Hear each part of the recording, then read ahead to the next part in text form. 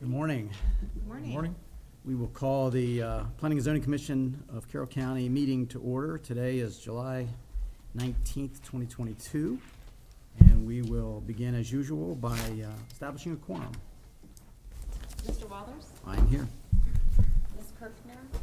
We believe is going to be a few minutes late. Right. Mr. Lester? Here. Mr. Huff? Here. Mr. Kane? Here. Mr. Smith? Here. Mr. Klosik? Commissioner Rance? Surprisingly, yes, I'm here. And welcome. Secretary Eisner? Here.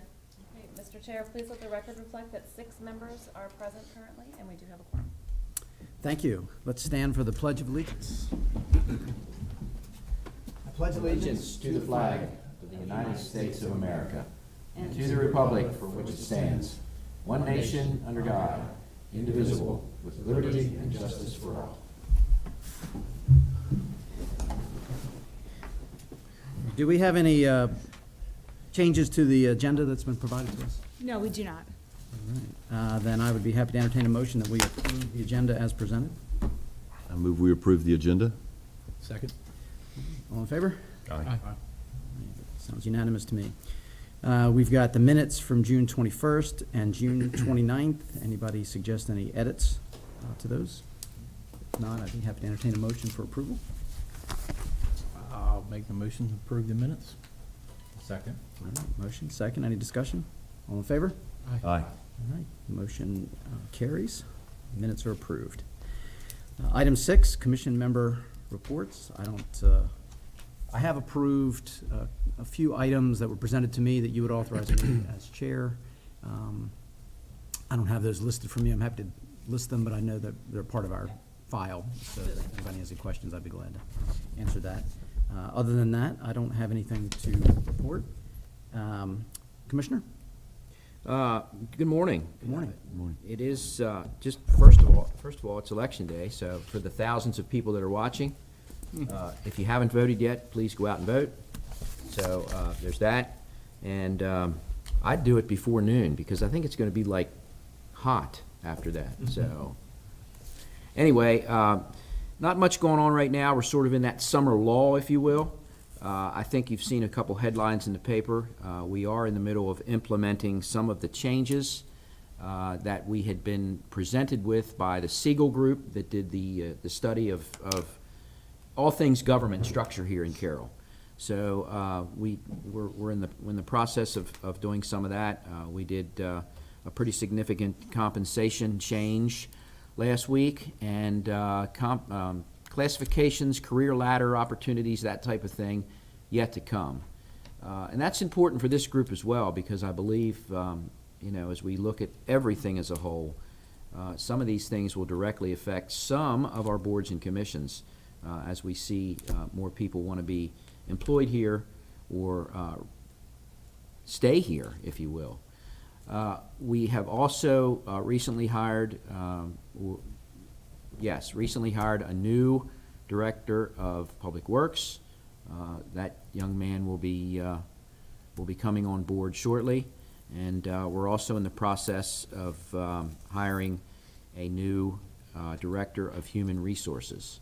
So we're slowly getting back up to where we need to be, but again, a reminder, we've got about 70 openings in Carroll, which is significant, and you can throw all the whys at that you want, but certainly, there's a ton of reasons why. The great retirement, the great resignation, this great, that great, what have you. But we're hopeful that some of these changes we see will help get some folks back here and that want to work for Carroll. So beyond that, that's what's going on. And as always, I thank all of you for serving as well. I do that all the time, and you probably get tired of hearing me say that. But just as with employers, we're challenged with finding really good people that want to serve on these boards and commissions. And it's incredibly important to get a good response from our citizens to serve on these things, as you all well know. And this group is up to where it should be, and it's not been that way for a long time. So congratulations to all of you, and thank you for what you do. It ain't easy, but everyone appreciates the hard work that you do, mainly as volunteers, so thank you all very much. Thank you, Commissioner. I don't think the condition, 70 openings is necessarily unique to Carroll County. No, it is not, Jeff. Aid society in lots of ways. It is. It's a good point. And as I travel around, as a matter of fact, the rest of this week I'll be with the Baltimore Metropolitan Council with their Chesapeake Connect program. They travel to other areas and try to bring good ideas back to the Baltimore metropolitan region. But as I interact with my colleagues across the state, same boat. It's the way it is. So. One quick plug for serving on these boards and commissions. It is, and thank you for your comments. We really do appreciate your comments. When I was asked to do this, one of my considerations was if you care about your community and somebody gives you a chance to have a voice in the community, but it involves some work, should you take that on? It seems to me if you care about the community, it's where you raise your family and you're given a chance and the privilege really to have a voice in the community. Why would you say no to that? So if somebody's thinking about that, I would urge them to take that into consideration because it's a privilege to do this. It really is. And this guy sitting beside me said that very thing. Stephen, you were adamant about that, and as were all of you. Michael, you were as well. Matt, all of you were when you said that. You want to give back, and that's important. Well, I wanted to give back too, and I just didn't want to be one of those people that maybe always complained about, I don't like this, I don't like that, and it's like, well, if you want to, get involved and help make the difference. Yeah. So we really appreciate that because in so many counties and other local communities, you'll see these boards populated with people that have political agendas and things like that. And I think if you watch us long enough, you see that we're members of the community, volunteering our time, trying to do what we think is in the best interest of the community, hearing what people have to say, and that's and balancing out all the different considerations that come before us. And it's tough, but I don't think any of us has a political agenda we're trying to put forward. We're just trying to be fair to the community and do the best we can. And if anybody's interested in being a part of those things on whatever board there is, I'd urge you to consider getting involved. Very, very good points, all of those. So, interestingly enough, if you follow the state and the laws that they bring down upon us and the mandates or whatever you want to call them, the police accountability boards were front and center. And we had a great response from a lot of folks that want to serve on that. So it makes my heart feel good because you made the point that there are no political agendas here. This is the perfect example of that. It's just good people wanting to do good things to give back to their community, and that's what this county's about. Right. So thank you. Yep. Yeah. Good points. Yeah, thanks for creating that culture as well. Any other commission members have any comments? All right, we'll move on to item 7, the administrative report. Madam Secretary. All right, good morning, everyone. Thank you for being here today. Few things.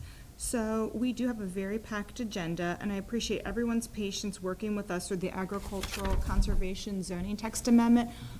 We hope this will be one of the last times that we come before this group. We have 2 hours programmed for that today. I know that seems like a lot, but we really want to complete this. We have an aggressive agenda with the Board of County Commissioners because we'd like to get this adopted under this board since they started it, and we'd like them to finish it up, so to speak. We have our first scheduled meeting with them as a work session on August 4th. So today, our hope is to get through everything and then maybe come back to you on the 3rd if you want to see the final legislation in its legislative form, in the code form. We'll bring that back to you for final approval, and then we have our first meeting. So you'll pass that baton to them then. Also, just thinking ahead for August 31st and September 7th, August is a 5-Wednesday month. So we have it programmed into our schedule to have a meeting on the 31st, but then the following week is our monthly first Wednesday of the month meeting. So I think we're going to just keep one of those. Is there a preference to which one you would feel is more beneficial? So you're saying the August 31st or what would it be, the September? 7th. Understand it's Labor Day week and people are going back to school and there's just a lot happening both of those weeks. Is there a preference for which Wednesday evening? Both are work sessions in the evenings. so- Yeah, correct. Yeah. I don't have a preference. Does anybody else have a preference given vacations or? I would have the preference to keep the August 31st and lose the first one Okay. in September. Yeah. If you're, but it's not a strong preference, so whatever works for you. Okay, I think that's what we were thinking as well as keeping the 31st and not having the 7th meeting. We can always find items for the agenda to put on, but we're doing well with our scheduling of what needs to be accomplished, so we don't believe that we need to have 2 of those back-to-back meetings at this time. Yeah, that sounds fine. I am going to give BZA case review now. Since Abigail is not with us today, we actually have several planning staff working the polls in Carroll County today. The county was great about recruiting from county government to help work the elections today. So she is working one of the polling places today. So with that, there are 3 BZA cases that will be heard on July 26th. The first case is 6400 James Welsh, and that was for a conditional use as a contractor equipment storage yard with a distance and lot size variance. The property is 1.97 acres, and it's located on 1340 Deer Park Road in Westminster, and this is in Commissioner District 2 and is zoned agriculture. Planning staff found that this is not inconsistent with the use of agricultural zoning. 6402 is Joseph Gould, and that was for conditional use for a country inn and an event facility on 30 acres on 5601 Ridge Road in Mount Airy. This is in Commissioner District 4 and is zoned agriculture. Planning staff found this use consistent with the plan. And finally, case 6404 Mulligan Recovery Centers LLC is for an expansion of existing substance abuse and recovery center from 8 to 10 beds.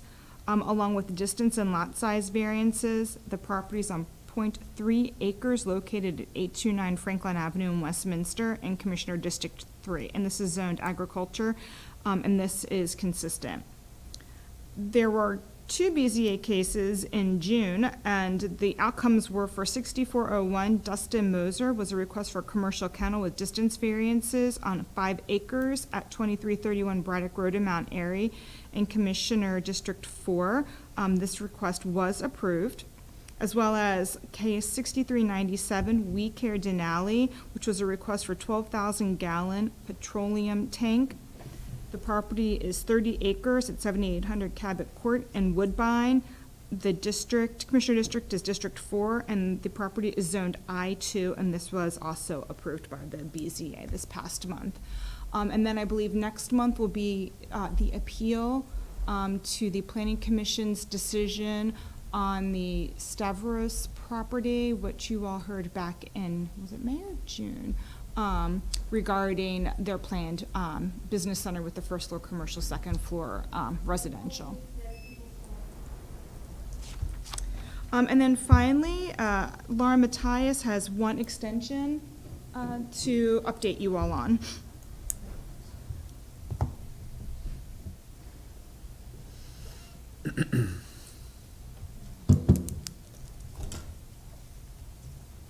Good morning. Good morning. All right, our one extension since the last time we met is Lake Forest Estates Section 2. The file number is P02052. This is the 14th extension for this project. It is in Commissioner District 2, and it is for a total of 27 lots. 14th extension. 14th extension. And last month, I believe I was asked, why so many? I came prepared. I can offer you. The developer has been working with the health department on this site on some groundwater challenges. So, hence another extension. All right, thank All you. right. You're welcome. Thank you, Laura. And that concludes my administrative report for this morning. Thank you very much. Good morning, Janice. Good morning. Register to reflect, Ms. Kirkner is here. Good morning, welcome. We'll move on to item 8, Agriculture and Conservation zoning text discussion. So for that, Mary Lane is going to pick up where she left off at the last meeting. And like I said, we have quite a bit to get through this morning and some follow-up from our last meeting. So with that, I'll give it to Mary. Oh, the bad mouse.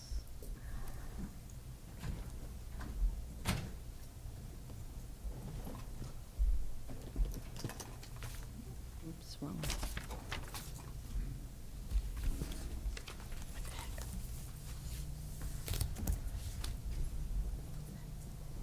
I apologize. This mouse is very sensitive. Okay, we're going to pick up where we left off. I think it was page 28 in the use table. But first, we did have a little bit of follow-up, and I sent out a few kind of information sheets on the issues that, one second here.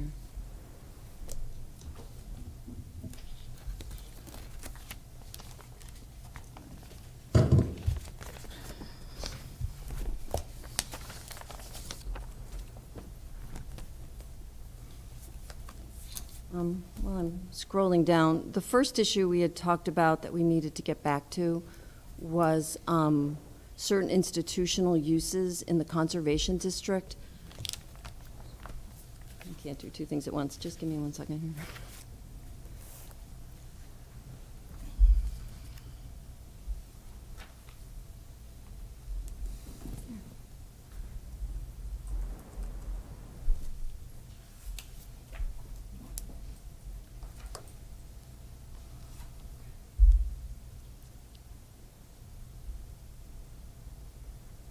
Okay. Okay, this is where we left off, excuse me, under institutional and community service. And as you can see, daycare centers, private schools, religious establishments, assisted living, and nursing home, we all have we have them all as conditional use in the conservation district. And I think it was Mr. Lester that brought up, kind of questioned the logic of that, given the purpose of the district. So over the past few weeks, I put together, and it was sent out, it's called Institutional Uses in the Conservation District, and you should have received this. It's 2 pages, front and back. And basically, it kind of summarizes, there's a few things on what other jurisdictions do. The bottom line on that is it's kind of all over the place. None of them permit them by right. But as far as the religious establishments and schools, most of them do allow them by conditional use. Not so much true about nursing homes and assisted livings. Currently, I'll try not to just read this, but schools and colleges in our code are permitted by right. Religious establishments, nursing homes, and assisted living are allowed by conditional use. Daycare centers are prohibited. These uses must be located on at least 5 acres. There's no size limit for the schools or the religious establishments, but they must meet the setback, stormwater, et cetera, code requirements. And the number of beds for nursing homes and assisted living is set at 1 bed per 3,000 square feet. These uses, it is worth noting, are also all allowed in the commercial, agricultural, and residential districts. So it's not that, if you choose not to allow these in the conservation district, there are plenty of other locations for these uses. But it is worth noting that there's currently 1 private school in the conservation district, 2 nursing homes, and 3 religious establishments that would become non-conforming. And also many public schools are located in the conservation district. They would not become non-conforming because public facilities are allowed in any district. But if you're trying to look at the fairness of private schools and public schools, that's something to look at as well. So under the issues, I put down what the purpose of the conservation district is, and we talked about this a few meetings ago. So it's really, if you've taken the last few weeks to think about this, it's up to you. Your options are to keep things as they are in the current code. Daycare centers are prohibited, schools are permitted by right, and religious establishments, nursing homes, and assisted living facilities are allowed by conditional use. You could make all these uses prohibited considering the purpose of the zoning district and the number of other districts in which they are allowed. But again, this would create 6 non-conforming uses, or allow these uses as proposed in the staff draft. And that would be all 5 uses allowed by conditional use. And I know we're not really providing much guidance on this, because our original guidance was that they be conditional use. But, you know, as far as looking at what other jurisdictions do and the purpose of the district, it would not be inconsistent if you do believe that these should be prohibited in that district, just understanding you'd be creating some non-conforming uses. So, So if they're non-conforming use, that can pose a problem for a lender when somebody would go to refinance something. So I think that's a consideration. Is there not an opportunity to at least grandfather people who are, how does that work? We've done that a few times in the past with the residential and the commercial. It's, I mean, we did it with, when we made homes, dwellings, not permitted, prohibited in commercial districts. We grandfathered existing ones because we didn't want to, the commissioners, as a matter of fact, didn't want to create all those non-conforming uses. So you can put in the use table that anything that's existing as of the effective date of this legislation is permitted. I'd let Jay speak to the trickiness of that, because then it does have, as time goes on, it gets a little bit more difficult to assess what was existing at the time. So it's not something we want to use too often, but Right. if that's the direction you want to go, there is a way to do it in the use table.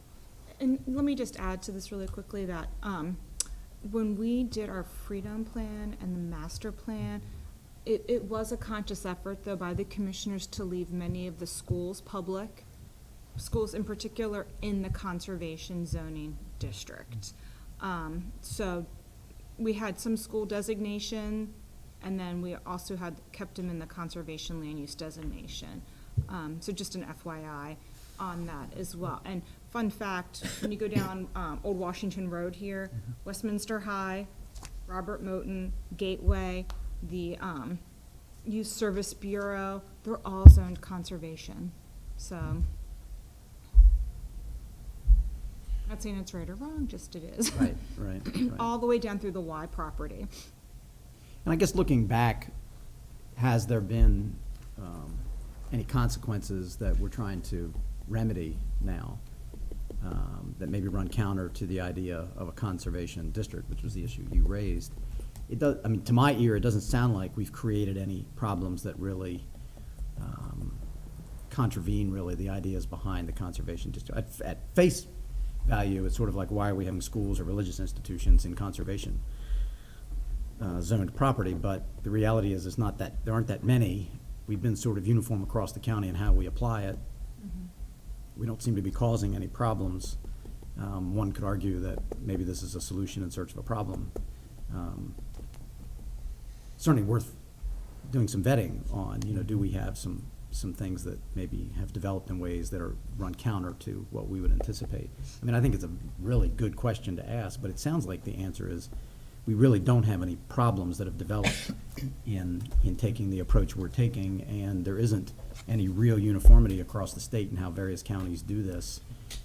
We're doing it in a way others do, and others do it differently, and we could change and then be more like some other counties, but there doesn't seem to be a right or wrong way to deal with this. Is that a fair summary?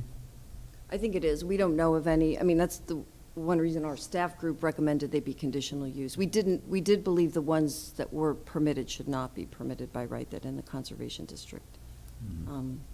They should go through the scrutiny of the BZA, but, and they would also go through site plan approval. All these would go through site plan. Yeah, I would say, you know, while it will make a little bit more work for staff and people that want to build something in those areas, not to have a yay or nay and be conditional, I don't see any, there's no big opposition to it, so I think we should just go with staff's recommendations. Leave it as is, basically. Yeah. All right. It sounds like we have a consensus on that. Mary, before you move on to the next thing, I'm not sure when it's appropriate to raise this. I know early on, we looked at definitions. Yes. When we were going through this, and we had gotten some comments, and one of the comments addressed the definition of agritourism. And I wanted to bring that back up for discussion today. So whenever that's convenient for you, just let us know. Actually, I think it'll be soon. If we could do the other issue that I brought back regarding butcher shop, slaughterhouse. Sure. That one's a little more complicated, but we will be getting to that in the use table. Okay. Even though we've done agritourism, not to get too far ahead, but that in our code is considered commercial camping. The HIP camp, that's the correspondence you're referring to? Yeah, Jeremy Willett. Yes, and there was another regarding that, but we can get to that, and if we get to the end of the legislation today, there's a pretty big 2 pages of requirements that are on commercial camping, so we will definitely get into that Okay, discussion thank you, today. that's fine. Okay. So I'll leave those as conditional use to take to the commissioners. I'll note to them, as we did with the other reviews, anytime the planning commission had something that was brought up and discussed in detail, and we did further research on, we tried to make sure they were aware of that for their consideration. So we'll make sure they know that you talked about this in somewhat detail. Thank you. The other issue that we looked into over the past several weeks was regarding butcher shops, slaughterhouses, and the accessory use that basically incinerates carcasses. We have a name for that now. Jim was working hard on what to call that. Just to kind of summarize this issue, we have a definition for butcher shop, which is not just the retail store, but the processing that goes behind it. That is not that intense a use. That is allowed in the commercial districts, and that would be allowed in the ag district, I believe, by conditional use. As far back as I could find in the code into the 80s, but not all the way back into the 60s, slaughterhouse, food processing and packing plants were also allowed in the ag district by conditional use. I'm not sure exactly, Jay may know how that came about, but that seemed a rather intensive use. And there was also the question of it not being defined, slaughterhouse, what the difference is between that and what goes on in the butcher shop and what goes on as the accessory use to the farm, that the farmer may be carrying out. So, again, we put together one of these issue papers, and the recommendation is that a butcher shop is a less intense use than a slaughterhouse or food processing plant. These are more industrial in nature and are permitted in the industrial districts, both of them. They do not require as much separation from adjacent properties in the industrial districts. Often accessory to agricultural operations is the incineration of animal carcasses. That is not included in the current definition of crematorium, so we need to define that. So the staff's proposal is to define slaughterhouse, and that would be any structure and land where livestock raised off-site are slaughtered for commercial purposes. This may include incineration of carcasses. So that, again, would be larger scale than what's going on in the butcher shop or in the accessory incineration of carcasses. As originally proposed by staff, butcher shop as currently defined would be conditional use in the ag district with a separation of 200 feet. And then we proposed livestock is already defined, so we'd be further defining livestock incineration as locations for use in the active incineration of livestock. This is all on page 2 of that, what I sent out. And to add to the specific accessory uses, livestock incineration in the agricultural district.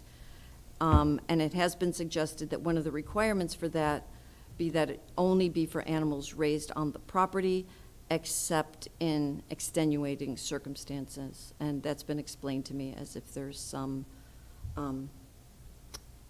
bird flu or something like that where one farmer does have the ability to take care of that and stop that from spreading. So there would be possible emergency or extenuating circumstances where you would want them to be allowed to do neighboring farms and areas. So that language was suggested. Or the other thing is if you want to leave to the discretion of the BZA and the zoning administrator to determine on a case-by-case basis if livestock incineration is secondary and incidental in the ag district, that's the way it's operating now, and not call it out and further define it. But our recommendation, I think Jim could probably speak to it, if you have the ability to define it and be specific, it's always helpful, especially when this issue was discussed and there didn't seem to be that much clarity on it. Right. So, is that So I'll put Matt on the spot here because I'm thinking, I don't understand sort I of don't know the anything about it business either. model that would have needs around this, and we certainly don't want to unnecessarily inhibit. Yeah. Currently in all the codes, any livestock animal operation, you can bury deceased animals, which I don't agree with personally. We have too many to do that. We used to compost, but then composting has its issues also because of runoff and stuff. So we went to an incinerator for our farm, and I know of at least one other guy that has one, but there's several other people that have looked at them for our own animals. And the slaughterhouses, of course, with this problem that popped up in the last couple months because Valley Proteins will no longer take hides. It's mostly hides of what I'm told they won't take anymore because there's no value for them to pick them up.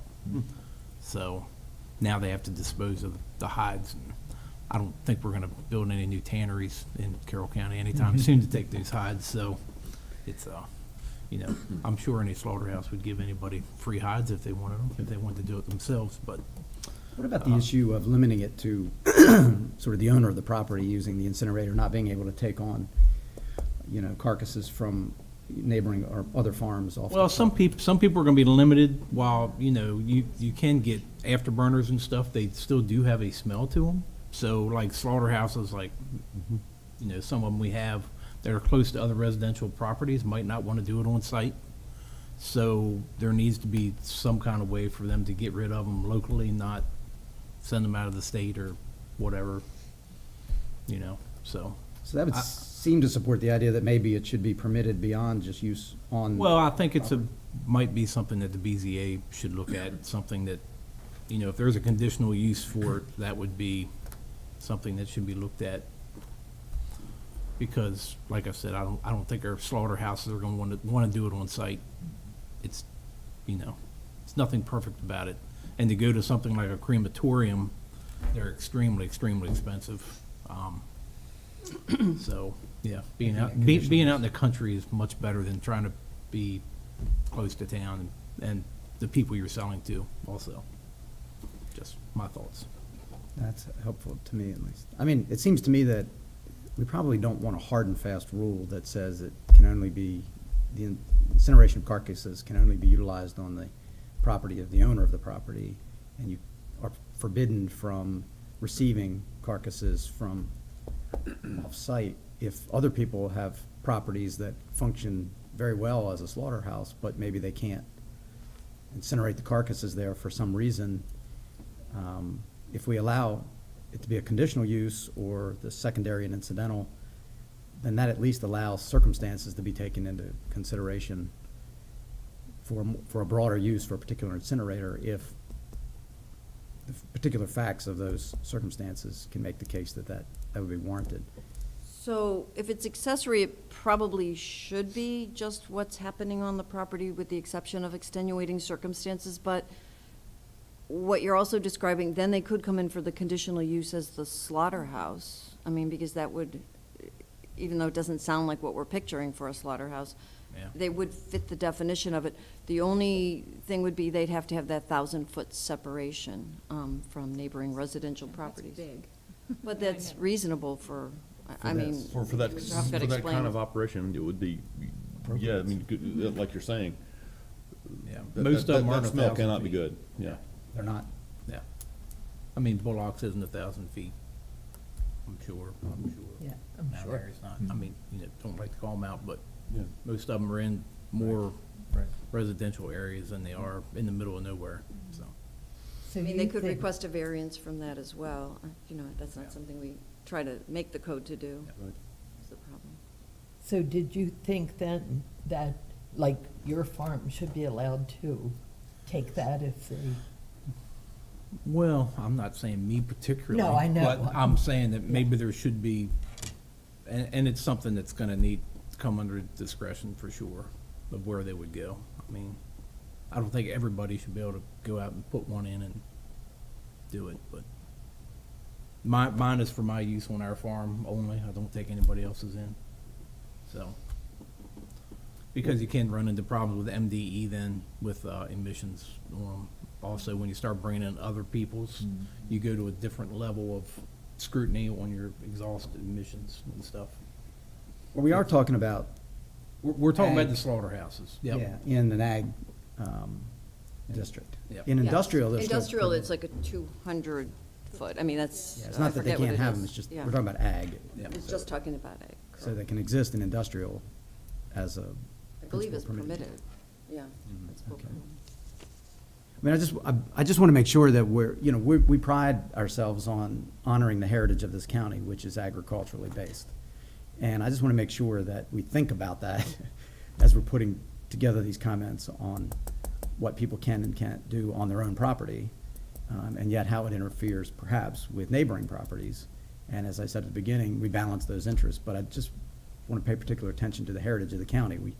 We talk a good game about supporting agriculture, but we need to walk the talk, and this is where we're walking, I think, at the moment. And I just don't want unintended consequences here that would inhibit an agriculturally based business from doing something that they may view as fundamentally part of their business, and now they've got to jump through 17 hoops to do what they need to do. And Matt's information obviously is very helpful because you're in that industry and you understand it better than I do by Yeah, 1,000%. it's funny, I wouldn't know anything about it except I have a friend that's very involved in it. Well, it sounds like, Luckily, he's not in Carroll County, so I don't have to worry about it. it sounds like in the ag Oh, he's zone, calling perhaps, me. we want to make sure people can do it, but maybe not make it a principal permitted use because there are so many other issues to take into account. It is, we think, principal permitted in industrial, so we're not saying it doesn't exist or that need can't be met. But if it's part of a farming operation, it can be met, but it would be, are we saying at the moment it would be Limited to the farm. limited to the farm? Well, we're saying two things. If it's just limited to the farm, then it's an accessory use that just goes through the regular process for having a There's accessory still use. some There's- sort of discretion by the zoning administrator. Jay would have a comment. He'd be able to comment on whether it makes sense as an accessory use on this property. Would be, I'm sorry? You having it as an accessory use for the farm and so on would be very beneficial to most farmers. And it would be the easiest way of enforcing it also. And as an accessory use, just refresh my memory, that's not the same as a principal permitted use. They have to come in No. and justify. No, they would not have to come in and justify it. It would be something that is secondary and incidental to their Okay, operation. thank you. Therefore, they don't have to go through any hearings or anything. Okay. There's So- certain, I think what you're thinking of, there's certain that are specifically listed that have to go through that hearing, but we're not proposing they go through that Okay. hearing. But that would be for use on their property for their livestock carcasses. If they want to Yes. broaden it beyond that, then that could be a conditional use to the accessory use that then would go through. Conditional use to the farm. To the farm, Which okay. would, actually be a conditional use, it'd be it would meet the definition of slaughterhouse. And that would go Again, through it's- BZA. And that would go through BZA. And then the only thing, if you're trying not to be too strict, is you got that 1,000. Right now, we have proposed that 1,000-foot separation from the residential districts. So if you think that's too onerous, you could lessen that. Does that or you apply could to allow the for the accessory variances. use, or does the 1,000-foot? No, Okay, it they're does two not. completely separate things. Okay, No, and the I want to make access- sure I understand. Right, right. No, the only thing we're proposing as a regulation for the accessory use is that it just be for their own animals, except for in extenuating circumstances, Okay. um, If conditional use, then they have to have a 1,000-foot setback and go to the BZA. and go to the BZA. And does the BZA have authority to waive the 1,000-foot or modify it? Yes. That's what you hear usually from Abigail and Linda about the number of variances before the BZA. Right. And the 1,000-foot would apply to existing? I don't believe anybody's, that we know of, is operating something like this currently. But I'm going to let Jay answer that. Morning, Jay. Morning. Because I was doing something else, could you repeat the question, please? So the 1,000-foot separation, would that apply to existing operations? If it's existing, I would say no, but one thing you also have to remember about that 1,000-foot, it says 1,000-foot from residential areas. Most houses out in the country are actually in the agricultural zoning district. So that 1,000-foot setback would only apply to those houses that are actually in a residentially zoned district. Okay. Not that the property's being used as a residence, but the actual zoning of it is residential. And there's very little of that throughout the county. So somewhere like Bullock's is not gonna, we're not gonna create a non-conforming use by Correct. going in this Okay. direction. So long-standing uses in this, I just wanna make sure, again, we're not doing something we don't mean to do. All right, well then, I'm good. you're good with that? Yeah. Everybody good with that? Good. Okay, good. Great, And thank you. again, when we bring this before the commissioners, try to figure out how to explain this in a in a better way. He knows. We'll tag team, Mary, we got it. No, you can do it. I'll just pass it on. I'm sure we can get Weaver there too, also. Yeah, I was just gonna say, there's a guy named Weaver up there that, you know, he'll have a little something to say too. Yeah, I would imagine. Good. Well, thanks for vetting those things for us. I mean, we had raised both Well, of those issues before. Jim and Jay actually did most of the legwork on this one. Well, thank you. We appreciate that very much. Okay, so now we're gonna start where we left off a few weeks ago. So we're down to the industrial category, which is on page 28 of, and again, we're still working off of what was sent to you. I have a working revised draft, but I thought it'd be confusing to keep sending you new drafts. So we're still working off this one, and you'll see the clean one when we're done.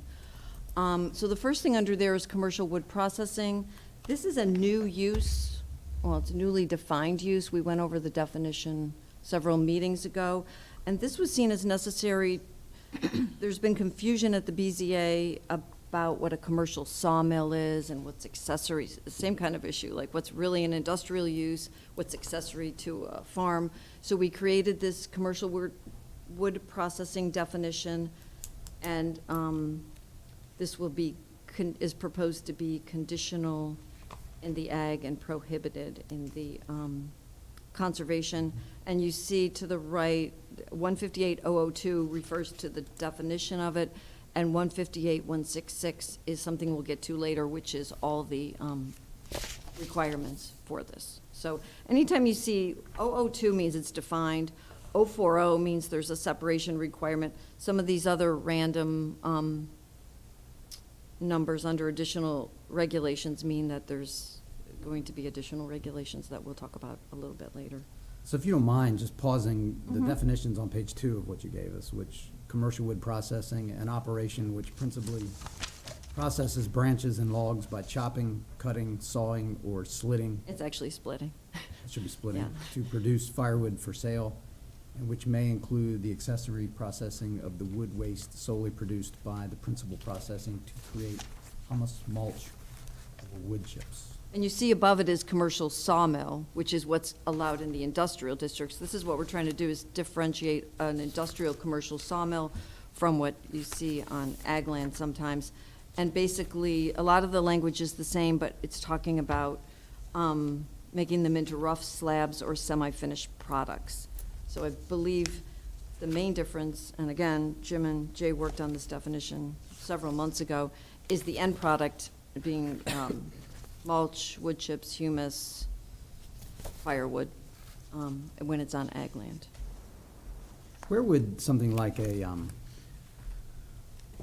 log clearing operation where they come in to harvest wood, they're not, you know, they're gonna have an operation where they're cutting up wood and chipping and all of that, but it's not for firewood and it's not for some of these other things. There's a separate section, if I remember correctly, in the code for forestry, and that would fall under their regulations for clearing of that nature. Okay, thank you.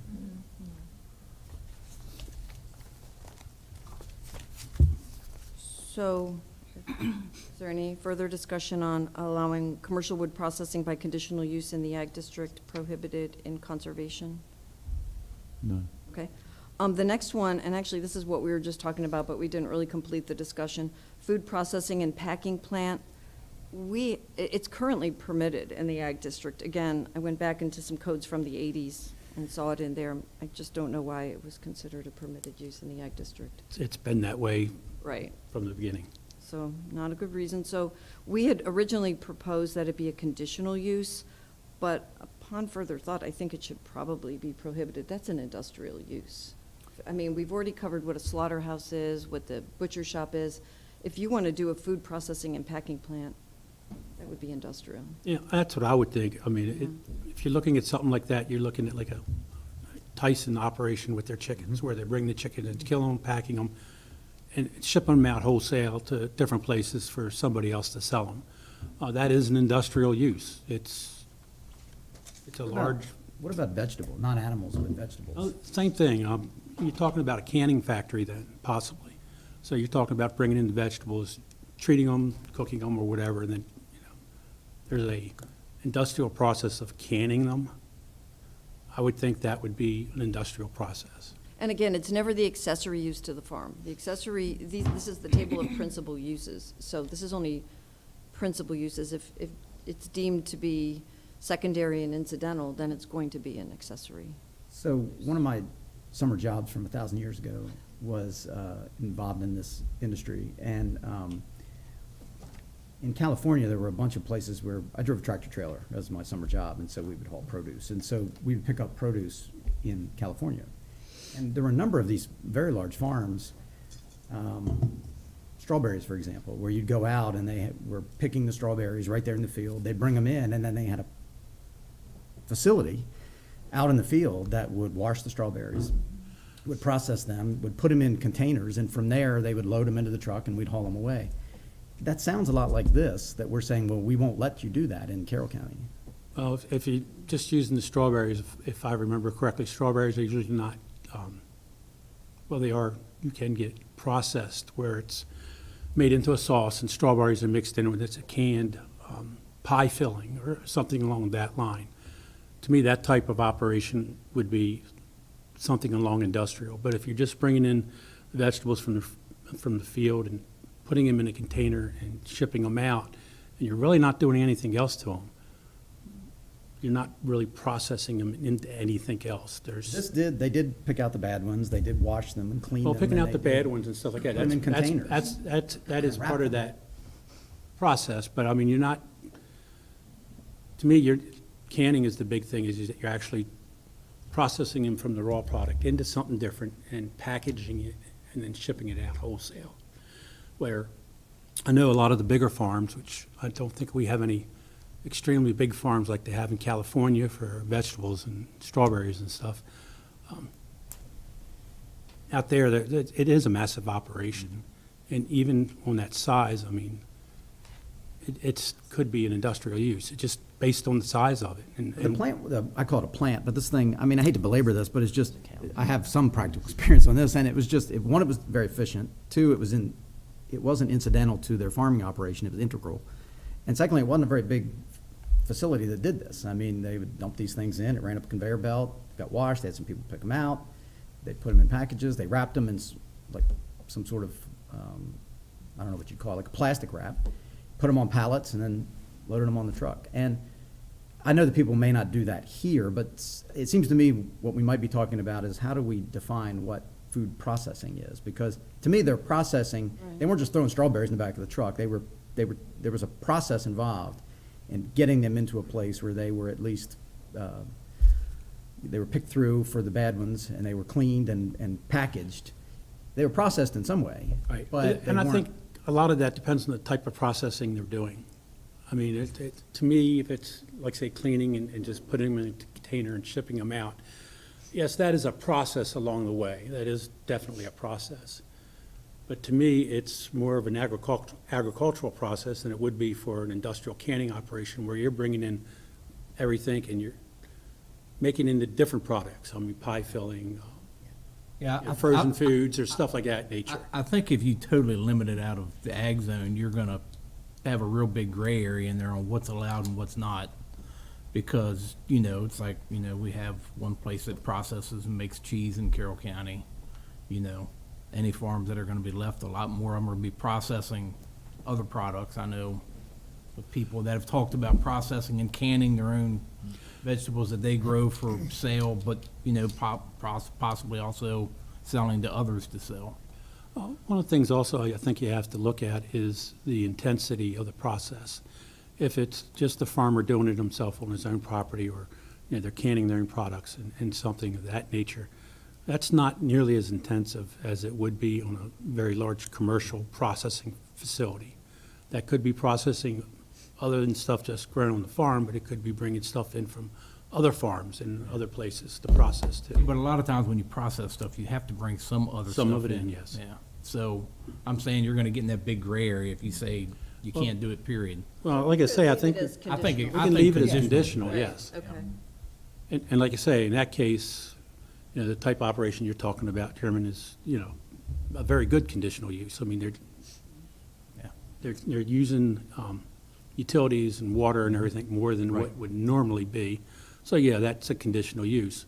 But if they're being a really intensive food processing facility, they're turning chickens into whatever they make chicken on, chicken french fries now and everything else.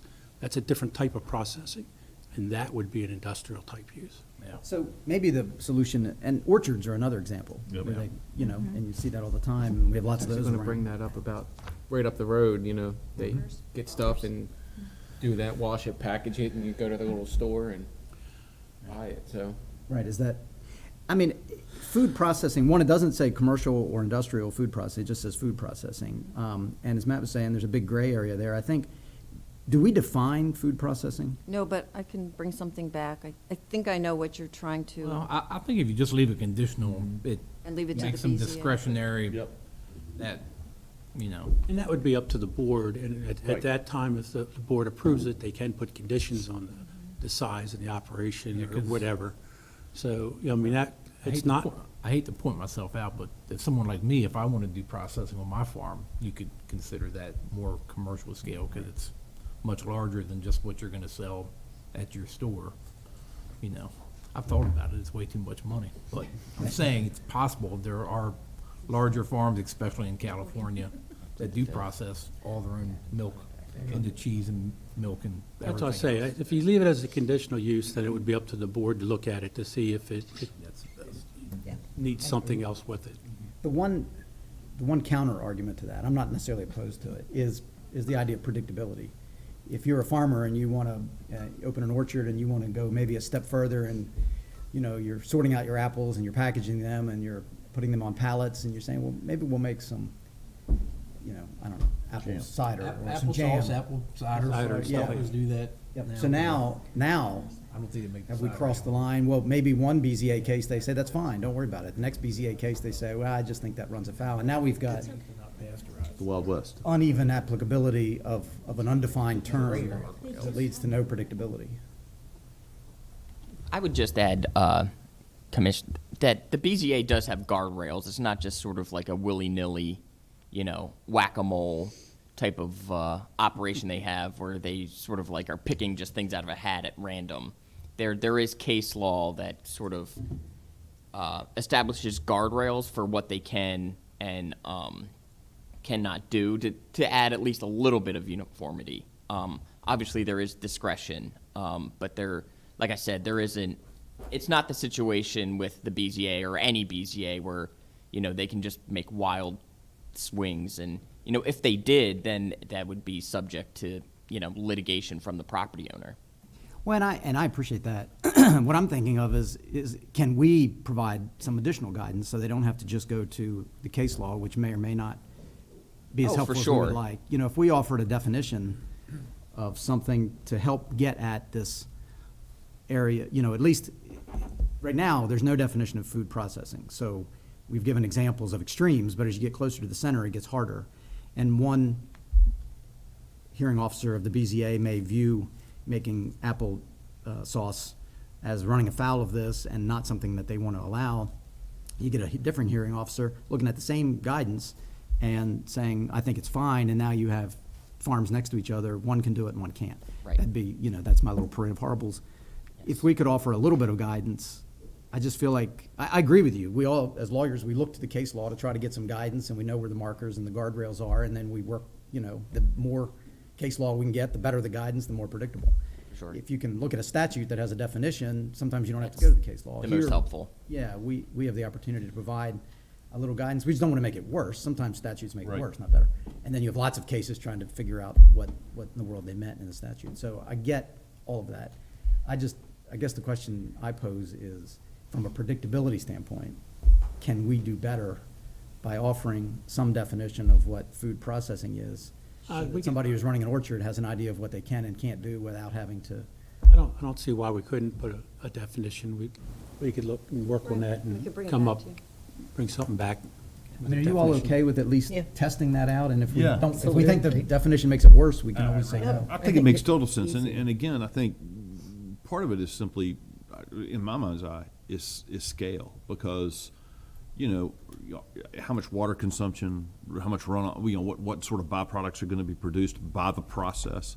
But if all you're doing is washing apples and, you know, packaging them up and selling them on a stand in front of your farm, that's totally different, right? So part of it's scale, part of it is the process. I don't know how you're gonna define this, good luck, you know, but, you know, that's why we love you. Again, I hear it. I'm not sure, you know, it's again, it's kind of one of those silly things. I think we'll know it when we see it, but it'd be better to have a definition. What if the definition can take us from this to something more narrow, then everybody's only struggling with a more narrow set of circumstances, and Yep. the other Agreed. ones, you know, can be more clearly dealt with and more predictable then, theoretically. That's doable. There's a lot of definitions, and usually we take a bunch of them and Mash them together. mash them together. Are you okay with giving that a shot? I mean, Oh, yes, yes, indeed. and is the commission okay with us testing Absolutely. that out? If we may not like it, then we Yeah. can go back to Take a this. look at it. And I'm sorry to belabor this, but this can be important for somebody who's trying to run an operation, know what they can and can't do, and, Particularly since it's currently allowed. You know, Right. we wouldn't want to make something stricter without realizing what we're doing. Good. okay, all right, we're okay with it? Yeah, I'm fine. I'm just thinking about Linda's timeline to wrap this up and get it in front of the commissioners and, Yeah. you know, We'd have to make a decision next time, I guess. yeah, quickly. No, and look, that's our preferred timeline, because again, we want to get it before the commissioners, but even if this isn't settled by the 3rd, let's just say, we would still go to the commissioners on the 4th, because we're not going to get to this point on that 4th anyway, so, even if a decision's made later on, we can work that into our process with them, so I appreciate you definitely considering that, so, yeah, thank you. Yeah, thank you. Okay. All right. At this rate, it's gonna take 17 hours to get through this. Not Try as to be a little optimistic quieter. as I was at 9 o'clock. 31 hour in, we do have a recess programmed in, and then another hour, so. At 11:15, we'll take a recess then, I mean, at 10:15, we'll take a Okay, recess. Okay. Okay, still on page 28. I didn't mean it like that. Under food processing is research laboratories conducting bioscience research, conditional use, that's as the current code is. We've already talked about slaughterhouse.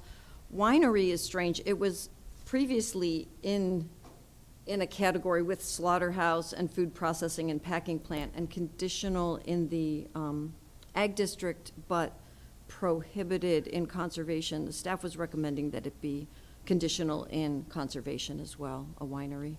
I think part of the problem was it was in with those more intense uses, so now that it's been pulled out as a separate use, if no one has a problem.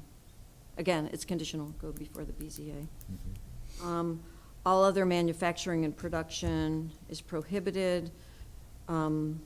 Again, anything that's highlighted here, that means trades, all uses, those are the things in the industrial district that have some conditional uses. Those are all prohibited here.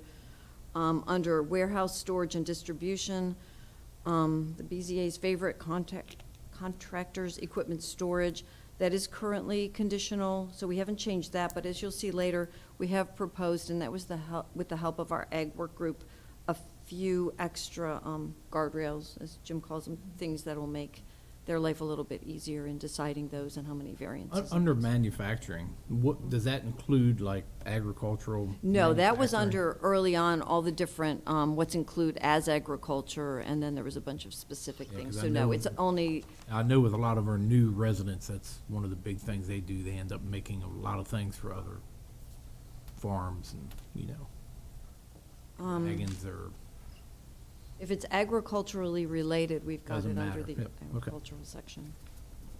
So for contractors, equipment storage, again, we can talk about the new regulations when we get to that, I think. I'm not gonna, if you just wanna kind of scroll, whoops, down, there were no changes made in this section, I believe. to storage lot for commercial vehicles that is currently a conditional use, but there are some new regulations we'll go over. Transportation and utilities, again, no significant changes to that. Under miscellaneous, banquet and event facility, we had talked about this when we talked about definitions. That is what is currently considered the country inn. We've taken out the requirement that you have to have a bedroom for rent or whatever. And now this is what people expect it to be, which is a banquet and event facility, and that's conditional in the ag. It is currently conditional in conservation. We're recommending that it be prohibited. There are currently none in operation that would become non-conforming, but it was thought that that isn't appropriate in the conservation district, being a commercial operation of that scale. The next two things, again, come before the BZA a lot, commercial kennels, and these are separated into more than 10 dogs and 10 dogs or fewer. There will be new regulations that we'll get to on this. They're both conditional use, but they're separated out because if it's fewer dogs, you only need 5 acres. If it's more, you need 10 acres, and the separation requirement becomes greater. So I think a lot of what we're going through now, you're going to see some of what we've proposed changing more in the new regulations than what's in this table. For fairgrounds, just make a note that that also should include racetracks and courses as it currently does, and somehow the prohibited got dropped from The table. conservation. But it's supposed to indicate prohibited. Yes, it is. Wait, no, I don't see it. Yes, so that needs to have an X in it. And that's not a change, that's just the reformatting. If you move down to retreat facility, that used to be conference center and retreat facility. We separated those out when we were doing the commercial and industrial districts. Those are really two very different things, and they have two different definitions. The retreat facility will continue to be conditional in the ag and conservation. Again, you see to the right, 158, 164 is some regulations that will apply to that. No changes regarding signs or water supply works, and public facilities, no changes there. So that concludes the use table, although, like I said, there's still really a lot to talk about the uses when we get to the specific regulations. One just observation, I'm not saying it's bad or it's good, but we have a lot of conditional uses, which means the BZA is gonna be busy. And, back to consistency, when we've talked about zoning codes and the more predictable they can be and the more consistently they're applied, and anytime we make something conditional, it opens up the door for there to be some inconsistency. The flip side of that is it allows the circumstances of a particular case to be taken into account, and that's good. But I know that when we were visiting some of how zoning uses have developed over the county over the years, and you've got residential areas that have largely developed into commercial areas, how did that happen? Well, these were conditional uses, and started, you get down this, I hate to use the word slippery slope, but that's really what happens. A conditional use happens, and then the next BZA case comes in, and they say, well, there is a commercial use next door, so under these circumstances, we'll do it. Next thing you know, you've got a whole area of commercial uses that, according to the master plan, were supposed to be residential. Part of that means that's just where the demand was, and you can't predict 100%, and so the market drove the way it drove. But then you have a whole bunch of situations where you've got a residential area that's used almost not at all for residential. That can happen, I think, when you have a lot of conditional uses, and we're saying basically in ag now, again, I'm not saying it's bad or good, because there's a good side to it too. But the next group that visits this 10, 15, 20, 30 years from now, we might have a lot of agricultural property that looks very much like it's commercial and industrial.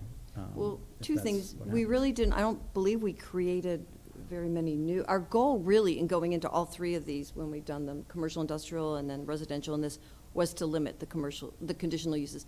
Then we got into specific uses, and again, we don't want to hurt current operations or that type of thing. So in this particular one, we did cut out a lot of conditional uses previously. This one was trickier because the ag district is so many different things, and we even considered having like an ag commercial and ag tourism district overlays for that. We really talked. Yeah, we did. We had a lot of discussion about, okay, we recognize exactly what you're saying, and what can we do to alleviate that? And the Ag Conservation Work Group came around and said, I think the best course of action for right now is to leave it as is. Again, we've been limiting, but, our ag is the majority of our land zoned base in the county and is kind of an everything else in some ways district. And we all agreed upon the next master plan update, taking again a more critical look at the ag zone district, and do we want to add other districts in the ag district that may have more of a agricultural commercial, or something like that opportunity. I think that was the consensus, is that we decided to wait and kind of leave things as is, but we recognize exactly what you're saying. So I just want to make sure the commission, we go into this with our eyes open, because I do think it's worth checking on as you have the different stages, and I agree with you, Linda. I think if the next, when we're looking at the next master plan, that's a good time to sort of see, how is it actually developing? I agree with you totally. And in fact, I think, when anywhere we can give greater clarity, we should try to do it if we can do so. And again, that's one of the reasons why I had raised that issue on the conditional use of the nursing homes and assisted living facilities in conservation. It just seemed like, wow, is that really a conservation? Or what are we conserving by doing that?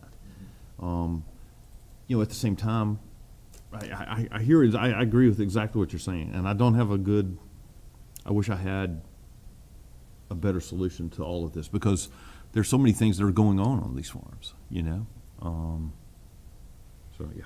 Well, I kind of treat this like the Middle East. I don't think there's a solution. I think it just has to be managed. And it's a long-term thing. And so, I think the number one key I'm off in a year, so this isn't going to be my problem, but I just think it's important that the commission recognize, because the commission will go on in perpetuity. Number one, recognize this, that as we have these conditional uses, that this can develop in ways that may not be what we intend. Not intended. But at the same time, we want to balance out the rights of property owners to use properties in ways that are, that make sense for them and don't unnecessarily interfere with their neighbors or the greater good, so to speak. So there's a balancing test. I just want to point it out to recognize it, and then I think checking on it from time to time, because we don't want to end up with an ag zone that's ag in name only. That's right. And that might not be an issue at all. We just want to keep an eye on it. But the funny thing about this is if you sit there and you study that list, which I think we've all done, there aren't really a whole lot of conditional uses that I could say I want to remove. Right. I mean, it makes total sense what we're saying. And so while I'm sitting here saying I want to get rid of them all, or as many as we can, Then you really don't. I really can't name one that I want to really defend. I want to go to the wall on it and say, let's get rid of this. I can't name one. So we'll check on it. We'll just periodically check on it. At the master plan, when you check on zoning again, the whole process each time, I just think recognize, because for the longest time, I don't know, this didn't really dawn on me. I'm a little bit slow, but it's one of the things I just think it's worth keeping an eye on. Absolutely. Yep, thank you. And I think some of the predictability, when you see some of the additional regulations, not that we're trying to do too much of that, but that we put on some of these conditional uses that have caused some of the controversy and some of the questions, that might help too. Even though it's still a conditional use, you know what to expect by what's in the code.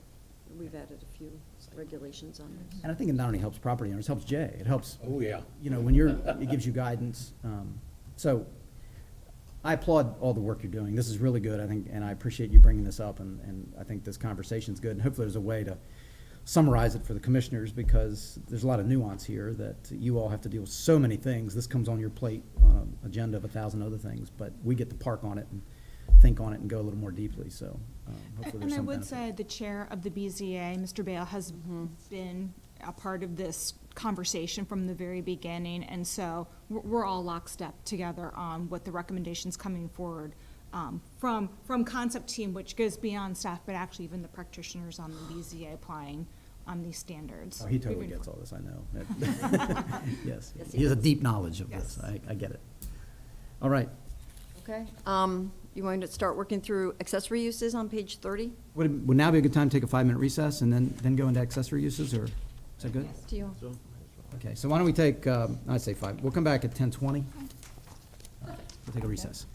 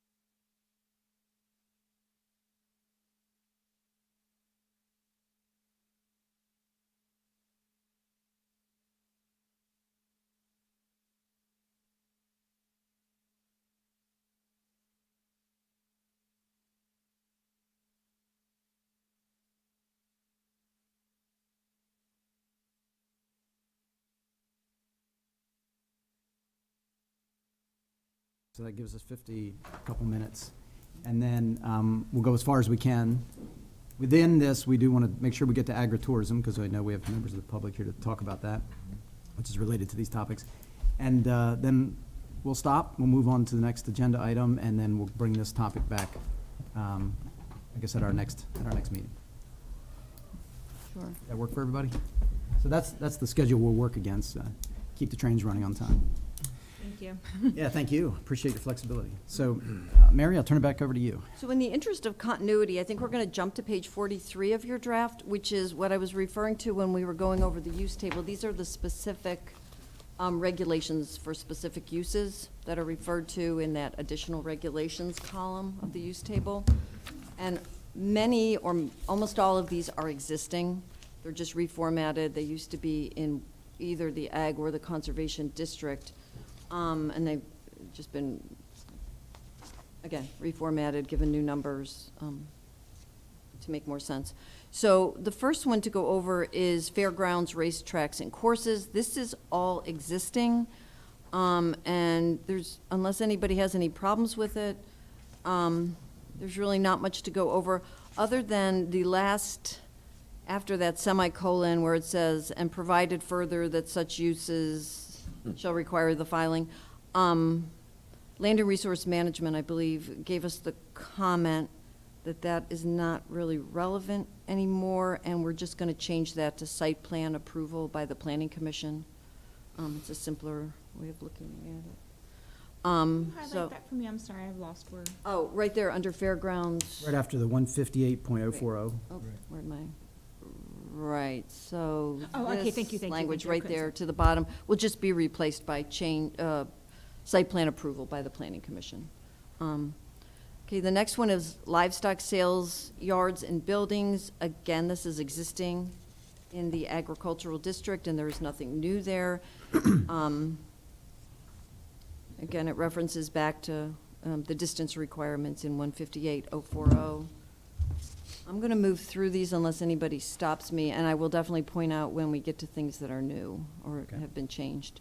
So bed and breakfast, again, authorized by conditional use in the ag or conservation. Existing regulations, it has to remain residential. Owner occupied and managed, addresses parking. I don't believe anything under these are new. And this was one where we found it wasn't broke, so we did not look to fix it. Retreat facility, existing. Again, site development plan by the Planning Commission. It has to be on not less than 5 acres and not less than 100 feet from adjoining property. In the agricultural district, it has to be designed so as to preserve the maximum amount of land for agricultural purposes. That is existing, and I believe Chris Hine gave me a comment that said maybe we should say, since it's also allowed in the conservation district, that in the conservation district, it should be designed so as to preserve the natural features of the property, so that there's something contrasting from the ag, what it's doing, and also conservation. So with your Seems permission, I'll appropriate. add that. Seems to invite it because you've got the word "and" there. Oh. End of D. Yeah, sure. Good catch. Rubble landfills, again, all existing language, other than D is probably redundant because it's already stated in 040 that rubble fills fall in that category, and we wouldn't want anyone to misconstrue that that means double that or something, so we could take that out. So I'm gonna. It's conditional only in the ag, right? It's not permitted in conservation. Right. Rubble fills, yes. Let me just, I can't imagine it is, but. That's okay. It is whatever it is. I just seem to remember that.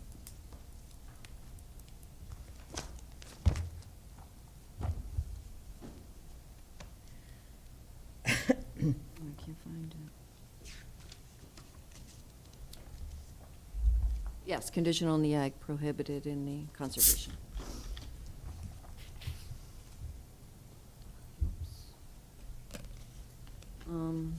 So now this is the new, we talked a little bit about this, commercial wood processing.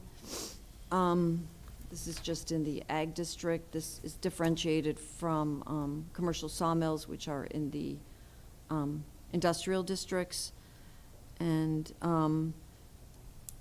so commercial wood processing, including processing, storage, and sale at retail and wholesale, may be authorized by conditional use, provided a site development plan shall be approved by the commission and subject to the following conditions.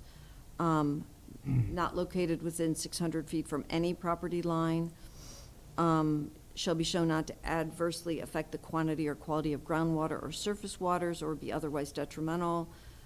The BZA may limit the intensity of the use based on factors including but not limited to proximity to a public water supply and adequacy of access to the site. It should be to the site. The BZA may require an environmental impact study. BZA shall limit the hours and days of operations, and no zoning certificate shall be issued until documentation of all necessary permits from state and county agencies are presented. And this one, the concept team worked for a while on this because this has been an issue with the BZA. So we worked with Mr. Bale on what they felt was important from the BZA's perspective in addressing on this. And I think this is going to take care of some of the problems that they've had. Does anybody have any questions on that? Okay. So the next one, again, this is existing agricultural research laboratory, and this is only in the agricultural district. And the reason that's specified is because you could also do that in the industrial districts, and we didn't want these to apply to the industrial districts as well, because there's really no need. Again, site plan approval and being at least 25 acres in size, unless it's reduced by the BZA. That is existing. Farm alcohol producer, several of you will remember probably 4 years back. This was crafted by a work group. A lot of work went into this. It's very detailed. And it was to solve, I guess, a problem that was occurring in the county. A lot of people worked. The commissioners spent a lot of time on this. We didn't touch this. We didn't make any changes to this. We felt it was well vetted several years ago. It's been working. We did not make a single change. So that's all of pages 46, 47, and 48. And Rick, I can add to that from the work group that we had, Kevin Addix, who was part of the original farm alcohol producer work group, as well as Brenda Denny, and our Diana here, who does the agricultural tourism for the county. They were fine with all of this language. So again, it was reevaluated as far as that Yeah, it goes was. too. So nothing new came out of our discussion. So that's why, again, because of those expertise, we decided to leave it as is as a group. Yep. I think it falls clearly in the if it ain't broke, don't fix it Yeah. category. Especially because it was really just fixed. Yeah, right. So now we're down to golf courses. We did have a little conversation about whether or not they should be permitted in the conservation district. I think you fell on that by conditional use is fine in the conservation district, particularly since we have, I believe, 2 that would become non-conforming. But they do need a site plan review. And again, that reference to 155.059 has to change because that section's changing. Let's see, and filing of a professionally prepared environmental impact plan demonstrating how the use, maintenance, and activities will be conducted and operated so as to not adversely affect the natural resources and comply with water resources protection, again, as may be adopted by the county, and get rid of reference to water resources manual. With the exception of those couple technical changes, that's what's in the code right now. Okay, the next one, 158.170, which is a storage lot for commercial vehicles in the ag district. Some of this is existing language. No, it's all existing language. There's nothing new here.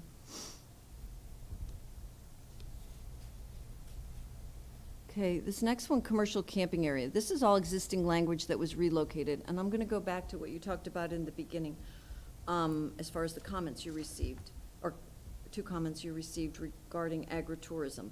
We went over the definition of agritourism in the beginning, and we did note that it was very similar to the states, but it was taking out the reference to, it wasn't called commercial camping, I think it was called guest farms, which was undefined, but that's what we were interpreting it to mean.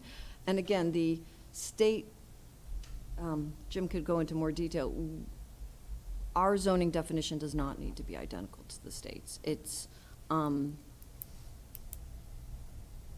mean, I don't know, Jim, do you want to be specific on that? Right, We can be more restrictive regarding zoning. Right.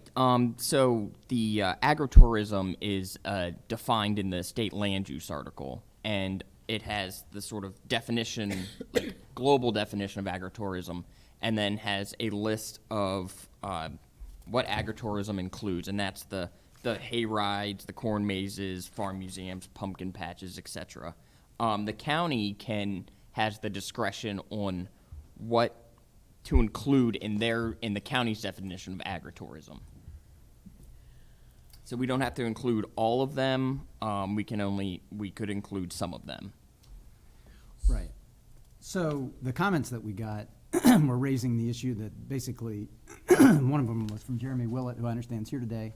And he sent us a nice note that explains sort of how his model works and how he's worked more broadly with other organizations throughout not just the county, but throughout the state. And that they do permit some very limited camping on site as part of their business model that involves primarily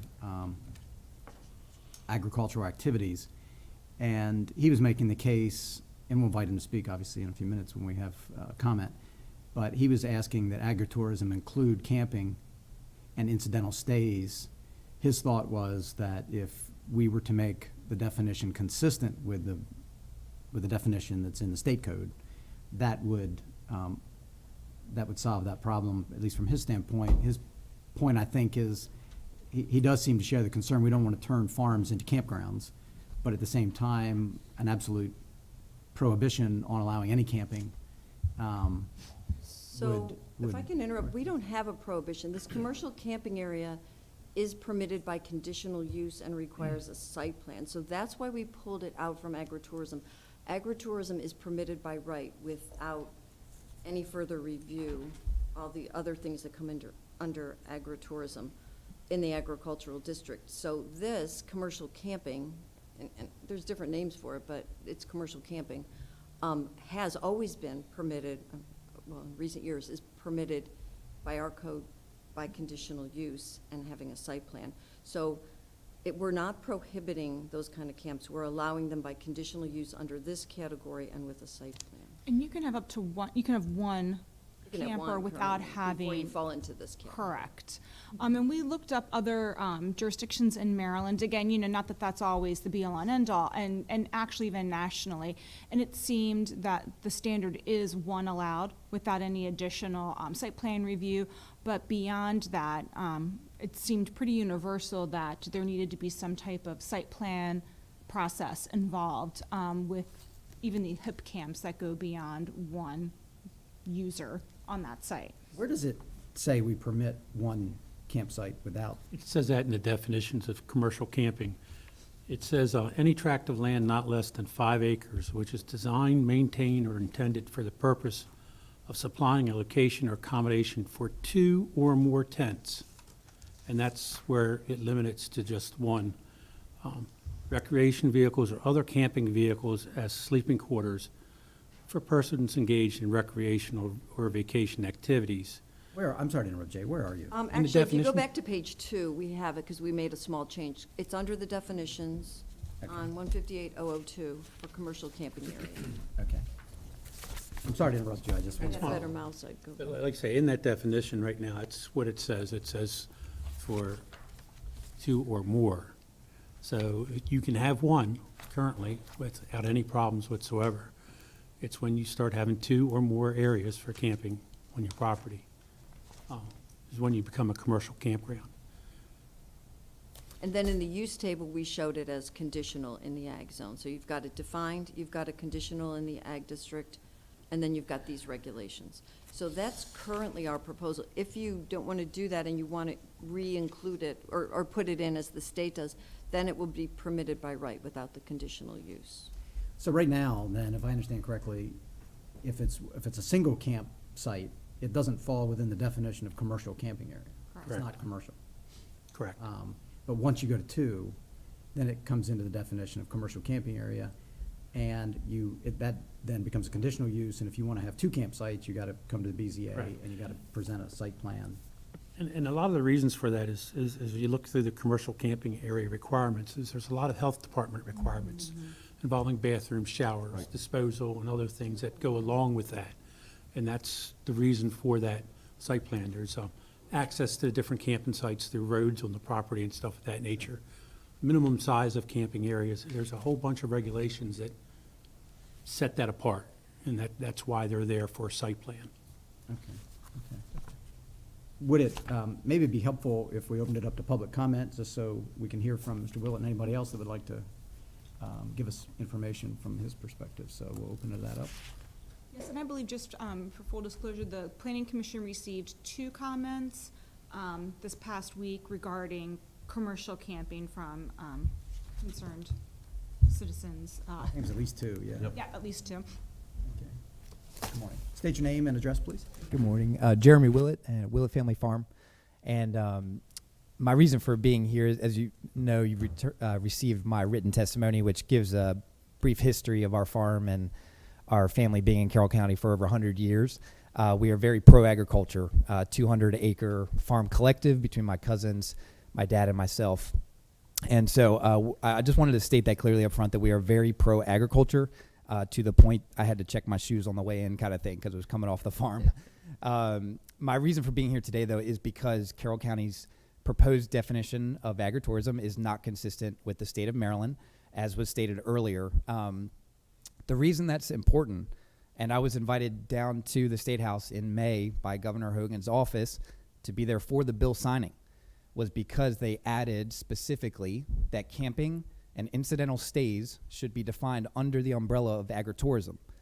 The reason that's important is because farm owners, just like myself, are not interested in creating a commercial campground, not interested in going through more regulations or BZA hearings.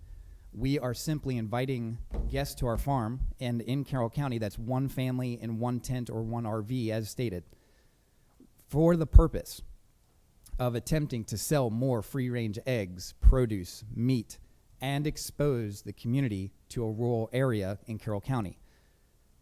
If it was any other purpose, then I wouldn't be so passionate about this, because for every dollar our farm makes from camping guests, local businesses around our farm makes $1.57 for every dollar we make. When I started bringing Hip Camp to Carroll County years ago, I self-reported, as you guys know. I stated what I was doing and opened up my farm to all of the activity. I had visits from commissioners, from the Chamber of Commerce, and from Maryland Farm Bureau. Everybody saw what I was doing. You requested that I limit my campsites to 1. I shut down the other 4 immediately, and I had to cancel reservations. You asked me to keep my 1 site to 1 tent or 1 RV, of which I did immediately, having to cancel reservations.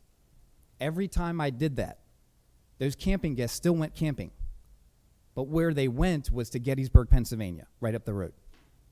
And the money, not only from reservations from camping, but also their money to breweries, produce stands, attractions, golf courses, all of that money poured into the state of Pennsylvania, not into the state of Maryland, and specifically not into Carroll County, as was intended when I started this years ago with Hip Camp. So all I'm asking is that Carroll County's definition be consistent with the state's, because if Carroll County at any point changes the definition of commercial camping, then that has implications to farmers that are currently only allowed to offer 1 campsite and 1 tent or RV. If you add it in the definition of agritourism, farm owners are protected by having 1 campsite as a form of agritourism to sell produce, meat, eggs, and expose the urban community to our rural, beautiful farmland of Carroll County. That's my intention here today. Not here to argue the number of campsites or number of tents. But just like the right to welcome guests on our farm, as we've been doing for 100 years, providing one small space on 200 acres of land for families to gather, sleep under the stars, and have a campfire. Thank you so much. Thank you. Any other members of the public wish to speak on this issue?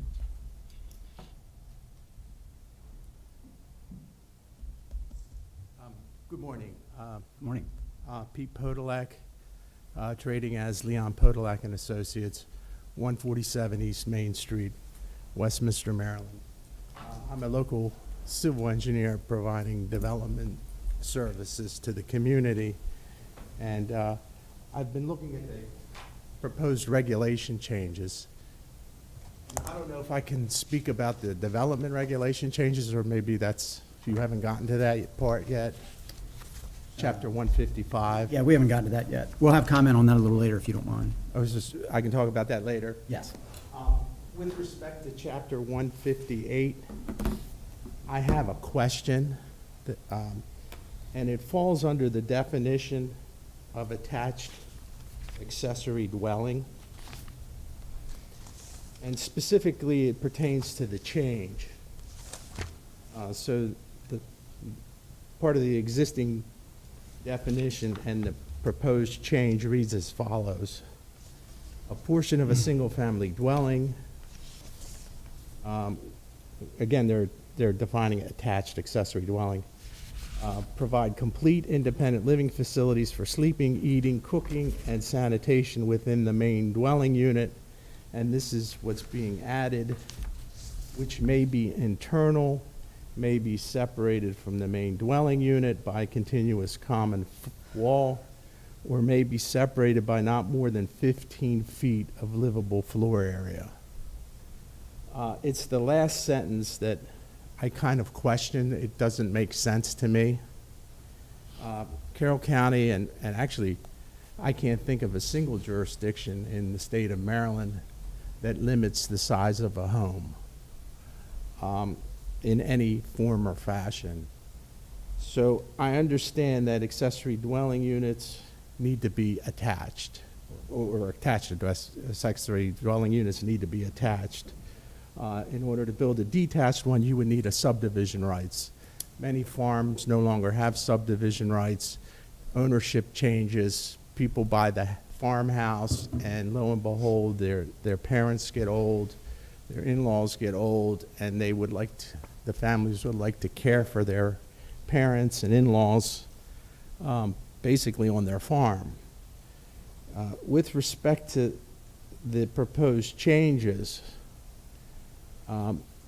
the changes, well, I guess my first question is, why, is that, am I reading this correctly? That the existing dwelling unit and the proposed dwelling unit may be separated by not more than 15 feet of livable floor area. I mean, shouldn't that read the opposite? Should not be separated by not less than 15 square feet or 15 feet of livable floor area. The first question I have is that supposed to be 15 square feet of livable floor area, because area is in square feet. And if you're talking about dividing two houses by 15 square feet, I mean, that's the size of a closet. You can't physically build that to connect two houses. So we've had some discussion. We're still in the midst of the discussion around this. We're going to be picking it up again a little later, maybe not today. I don't know if we're going to get to it, but and so your comments are well taken. My understanding, I'll just tell you quickly, is that it means 15 feet, as in linear feet. 15 feet. It has to be attached, but you can't have. But you can't be further than 15 feet. The Like a hallway tunnel. can't be longer than 15 feet connecting it from the house, the main dwelling. I just happen to have a project now, which admittedly, I think the owners are taking some liberties, but they want to bring their in-laws / parents, depending on which side of the family you're on, to live onto the farm, but they want them close, but not too close. So what they're proposing, and obviously, like I said, this is probably taking liberties. they're proposing to build a breezeway from their existing house to a detached garage, from the detached garage to the new building facility, or the new in-law suite. And under the current code, that would be permissible. Under the new code, that would not be permissible. I think So, you're probably right. you know, I guess it's a matter of how you look at things. But as I said, I can't think of any jurisdiction where limitations have been placed on the size of someone's home. Yeah, this isn't so much the size of the home as is how far away it, you can't have a breezeway that's, 1,000 feet. And, Right. I mean, 15 feet for a breezeway, I mean, there could be extenuating circumstances, septic Sure. considerations, that may require the house to be further away just, to get gravity flow to a septic system. I guess the question is, if this is adopted, it's under definitions. Would it be, as a definition, could you get a variance from the definition? And I think legally, I don't think that's permissible. right. So this is just public comment. We don't want to debate. That's not typically how we do this. But we do appreciate your comments, and we are continuing the dialogue and the evaluation. So we're glad to take into account, your comments, Pete. And then, I haven't had a chance to really process all this, but, I think most of my comments and concerns are regarding the development regulations, chapter 155. Okay. So I will wait until We get to that. we get to that discussion. But thank you. Yeah, thank you. All right, so back for the commission. Anybody else have any comments? Any members of the public on this topic? Okay, thank you both. So back to the agritourism definition and the comments that we received. So my question would be, is if we adopted the state's guidelines, what would that change over what we already currently have? It would make it a permitted use rather than a conditional use. Okay.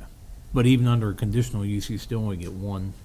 No, under a conditional use, you become the commercial camping category. You get a conditional use, you do a site plan. That's what I'm So trying to under, get back to so under slowly. our proposed, he couldn't even have his one. No, we're not changing that at We're all. not changing that. You can have We're one. actually not changing anything regarding commercial camping or, So right now, if it's just one, if it's agritourism and they have one campsite, it doesn't meet the definition of a commercial campsite. So you don't have to go to BZA, and it's not a conditional use, it's a principal permitted use. If they want to have more than one campsite, then they fall within the definition of commercial camping, and then that triggers the BZA and the conditional use. And part of that is they have to present a site plan, I'd say. and meet all these regulations that I'm slowly getting back to. All right. And so the question, I guess, raised is, why not just follow the state's definition? Why are we doing it differently? What I would say is, we're proposing no changes to our code. Certainly, if you want to recommend following the state's definition, then it becomes a principal permitted use and not a conditional use. So And you say that's it, agritourism, or No, what- not what is the it? agritourism. What we call commercial camping, hip camps, more than one becomes permitted, not conditional. And limited to how many? Well, there's no limit on Yes. that. Yeah, So he could there's no have, limit he in could the have 30 state law. campsites on his property as a Correct. principal permitted use. Under the state. Under the state. The state doesn't state a limiting number of any type in the state code. Yeah. So, let me invite Mr. Willett back up, because since he was involved in apparently the development thank of the you. state code, it might be useful for us to hear. Thank you. I just want to clear up that miscommunication there. Under the state is still giving the county the option to regulate it, which you are doing. By saying that camping is under the definition of agritourism is simply providing protection for farm owners. That's all. Okay? So currently, without us having that in our definition, again, if you change our interpretation of commercial camping, then that could take it away from farm owners. But if you add into agritourism, camping, and incidental stays, then we have protection knowing that we can have just one. It's not a free-for-all. You still are containing us to one campsite. We are just looking for a little bit additional language of protection. The state offers us that, but so far Carroll County hasn't, and that's been my message for the last 18 months to this commission. So if I just, don't leave yet. Yes, sir. So, so if I understand correctly, I'm not sure I got all of it, but if we add camping and incidental tourism to our definition of agritourism, is that right? Yes, sir. But then otherwise regulate what camping means, and we limit it to 1 or 2 or 3, then in your view at least, that gives you the protection that you need, but at the same time doesn't interfere Correct. in ways that are unanticipated. Nothing would change on our end as it is currently. We would still operate one. Like I stated, we're not interested in becoming a commercial campground. We do feel that we have the right and the necessity to sell our products through this venture. An example would be Boggers family. Their main way of selling produce is pick your own, right? That's considered agritourism. That's what gets people to their farm. For Willett Family Farm and other farm owners in Carroll County, the way they get people to their farm is campgrounds. And one campsite specifically in Carroll County. So we're just asking for that ability to continue doing that so we can sell our produce. Your argument's not that you need 6 campsites. No, You're sir. fine with that. And nor do we want it, honestly. We have enough other ag-related opportunities and responsibilities, quite frankly. Okay. Any other questions? All right, thank you. Thank you. Appreciate that. I mean, my thinking would be, I'm not trying to put you guys on the spot. Mr. Willett obviously is somebody who's studied this and been involved in it. I just wouldn't mind taking a look at what he's suggesting to see how it fits in with what we're talking about, to make sure we don't have downstream unintended consequences if we, in our own regulations, if we were to broaden the definition. I'm not even sure it's broadening it, but just agritourism, including camping and incidental stays. It's While limiting the Certainly one. could do While that, limiting but it to then one. then you go to the use table and it says agritourism permitted. It doesn't say agritourism conditional. So that's why we've created this subcategory, because that portion of what is agritourism, according to the state, it was our recommendation that that stay conditional.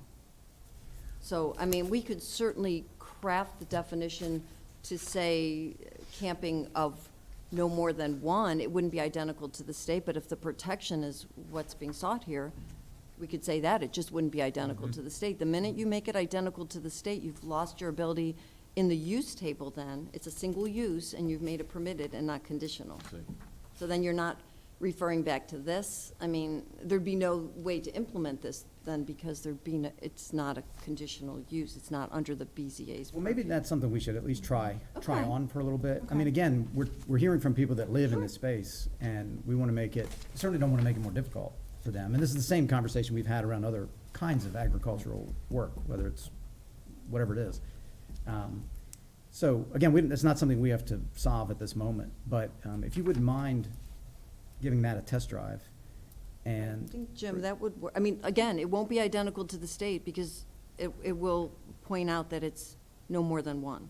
That will be the difference in the agritourism definition of Carroll County from the agritourism definition of the state, no, I understand. if And- that's the intent. But it may well be, as you look at it, you end up in a different place too. I mean, that's why I say I'm not asking you to commit to anything right now, but I think it makes sense just to take a look at it. I do too. And then. Makes it clearer. Right, Protects us right. right. And then that can be one of the ones we revisit next time. Okay.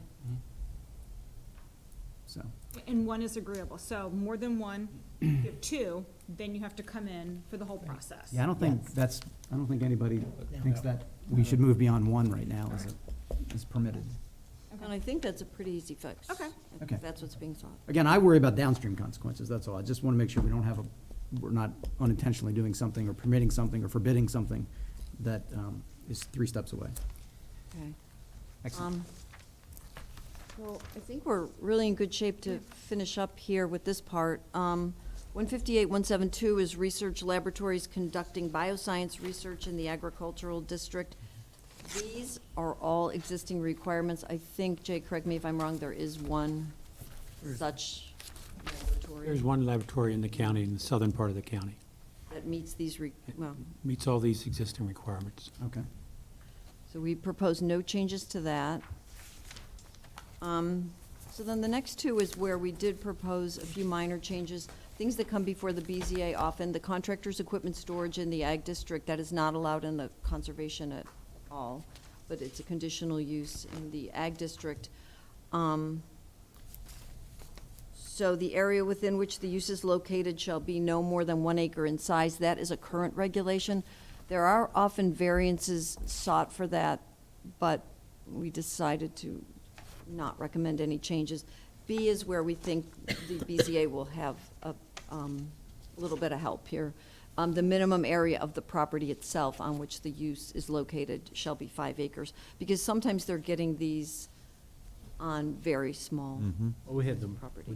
you just had one. Yeah, 1.9 just acres, yeah. 2 hours ago. Yeah, so I think the 5 acre minimum as a group, we thought was a reasonable thing, and again, we talked to Mr. Bale about that. So that's our recommendation on that. For commercial kennels, again, for whatever reason, lately, they've been getting a lot of these. So the minimum area for 10 dogs or fewer shall be 5 acres, and the minimum area for a commercial kennel for more than 10 dogs shall be 10 acres. Both of these have existing separation requirements from, or distance requirements, as you see under C. We are not proposing that those be changed. If it's less than 10 dogs, it's 200 feet. If it's more than 10 dogs, it's 400 feet. But we feel the minimum area requirements will help. Mary, just a quick clarifying question. Kennel, whether you're boarding or breeding, would help me. A commercial kennel is if you're boarding, breeding, training, selling, anything of that nature is a commercial kennel. It's the 10 dogs with adult teeth. That's what we're talking about. Correct. Okay, Even thanks. if you had 5 dogs, adult dogs, and you were training them or breeding them, that would be a commercial kennel. So it's commercial kennel covers all those commercial type activities. Great, thank you. And we did have a very long discussion about breaking out breeding from boarding and that type of thing. And at the end of the day, we decided all those dogs are still on the property. And the issue is usually the noise, and it's going to be the same, because we really went full circle on our recommendation on that, on changing the definition, one boarding, one breeding, and we came back together, and it didn't seem to make a lot of sense. And so what this is saying also is that the BZA does not have discretion to change or modify 5 acres into 10 acres, right? The minimum area for a commercial kennel for 10 dogs or fewer shall be 5 acres. That doesn't get changed. They don't have discretion to change that. Unless we said there's no variances. I would say unless we said no Yeah, variances. unless you wanted to, no, they could grant variances to it.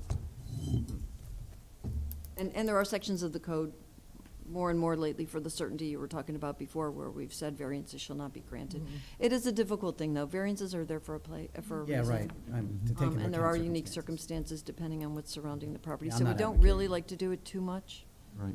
But if you want the certainty of knowing that those acreage requirements will be met, that would be the way to do it. I'm not advocating that unless somebody else up here is, I don't think. I think we want the BZA to be able to take into account specific circumstances of, but this is clear guidance to them. Yes, which they do not have right now. They deviate from this. This is the guidance. I just know that there are, I know 2 or 3 people who are just, have the biggest hearts known to man, and they are constantly rehabilitating dogs and rescuing dogs. When there's a hurricane, they'll get up to 5 or 6 dogs in their homes. I don't know that they've gotten to 10. But again, I know that the 2 or 3 are not uncommon in this one lady's home that I'm aware of. But again, I just want to make sure we're not putting them in a weird spot.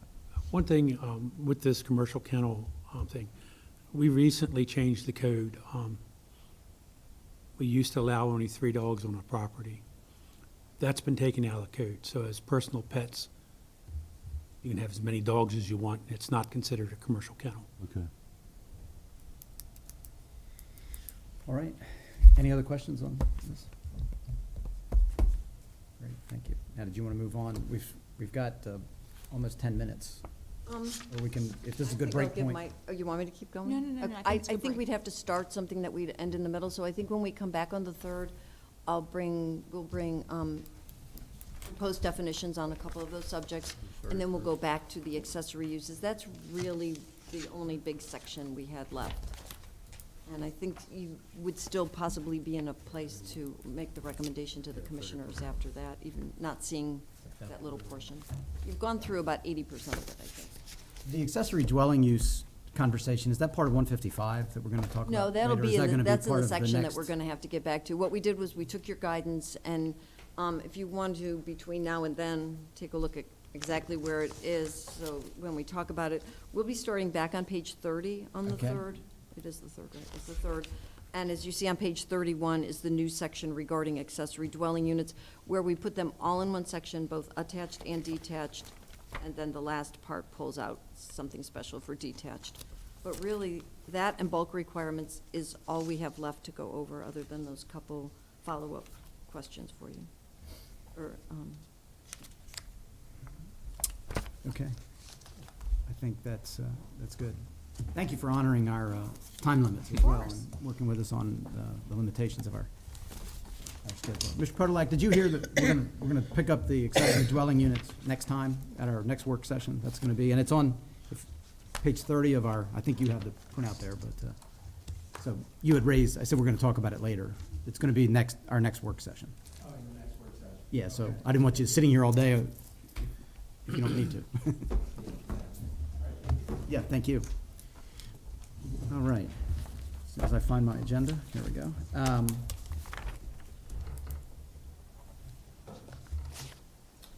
Okay, so we've done 8, 9, and 10. Great. So I think we're up for a recess. Why don't we take 5 minutes just to get everybody situated, and then we'll move on to we have 2 concept sites to look at, site plans. Yes. So we'll see everybody back here at about 10 after, 11 after 11, something like that. Thank you.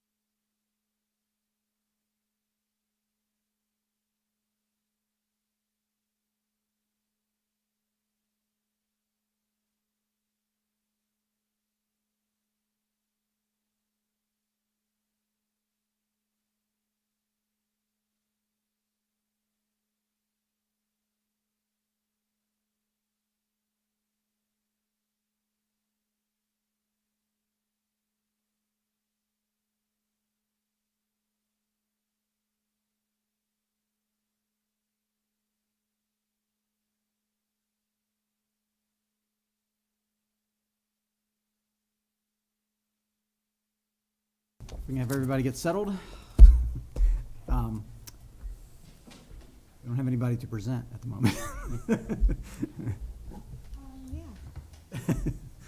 Who's doing the next plan, Kirsten? Is Kirsten? Yeah.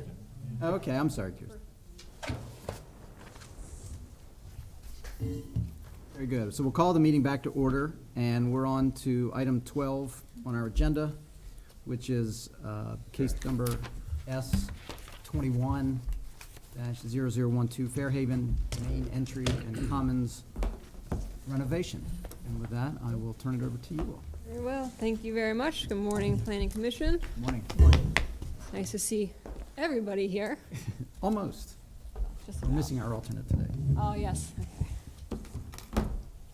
Sorry, I'm scooting over so we have room, because we have 3 of us up here today for Fairhaven. I'm Kirsten Egerl of Carroll County's Development Review. I'm the review coordinator for this project. If I could allow everybody here to introduce themselves as well, please. I'm Jeff Ziegler with CLSI. My name is Brett Hallaker. I'm with RLPS Architects. My name's David Diesterhoft. I'm with Axe Retirement Communities, owner representative. Good morning, welcome. Morning, all. Good morning. Oh. Okay, there we go. Pull our PowerPoint up. Mary wasn't kidding, this mouse is something else, okay. Okay, well, thank you very much for all being here and joining us for this meeting. This is regarding Fairhaven. It's here. Fairhaven, as many of us probably are aware, is a retirement community and assisted living facility in the South Carroll area, just north of the town of Sykesville. What you see on the map here, you can see the site outlined in orange. The colors that you're seeing are the county zoning, and everything that's not in color is in the town of Sykesville. So we are just north of the town. We're inside the county limits, not the city, not the town limits. With Fairhaven, the developer is here today with a concept site plan. Concept site plan, no actions required, but you can choose to delegate final approval to the chair. So as we've already discussed, the Fairhaven facility is located in the South Carroll area, is on the west side of Maryland 32, Sykesville Road, which is what you see over here. You may also be familiar with the Warfield, I think, Cultural Complex, they call it now, and the Springfield Hospital Center, and then over here is the Fairhaven Ballpark. The site itself, it's a few different parcels comprise the Fairhaven site.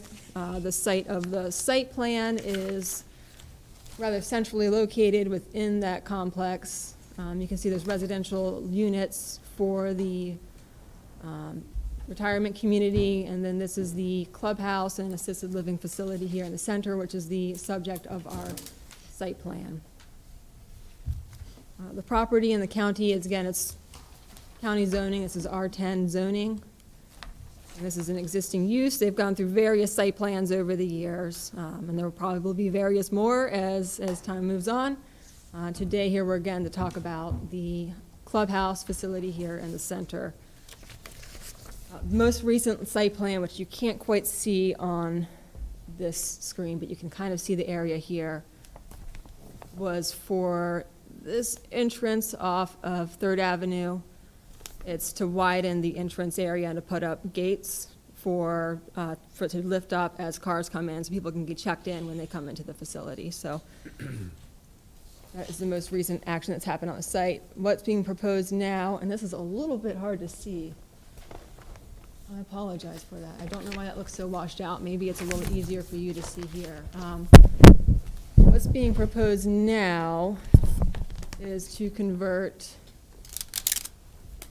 a courtyard area, an existing courtyard area. You currently drive through a building and you drive into the courtyard and you park. To convert that courtyard area into a pedestrian area, to close that drive-through portion in with a building, and to put an awning over the drive-through in front of that building for a pickup drop-off with covered from rain and snow.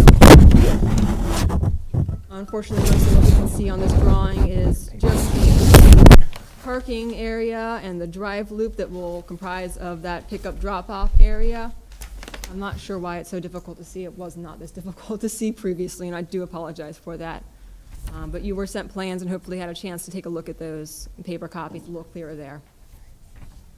So again, the main goal here is to close off the existing drive-through and to convert the interior courtyard into a pedestrian courtyard, and then as well to modify the parking area and the drive area to allow for that loop and to accommodate for the parking required for this site.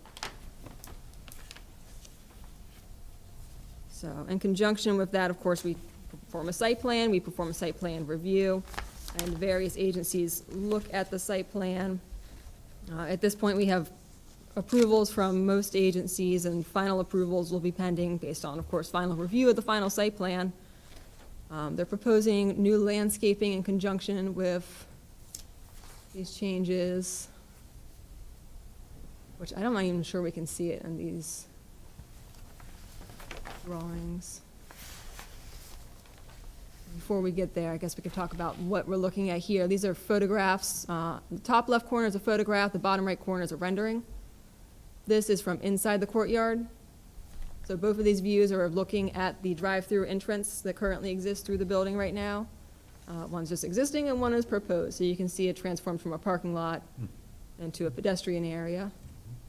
And then from the front view, which is what we'll talk about next with the site plan review, changing it from, again, the drive-through, you can see right here into a loop drive with an awning. So I wish we could see the plan a little better.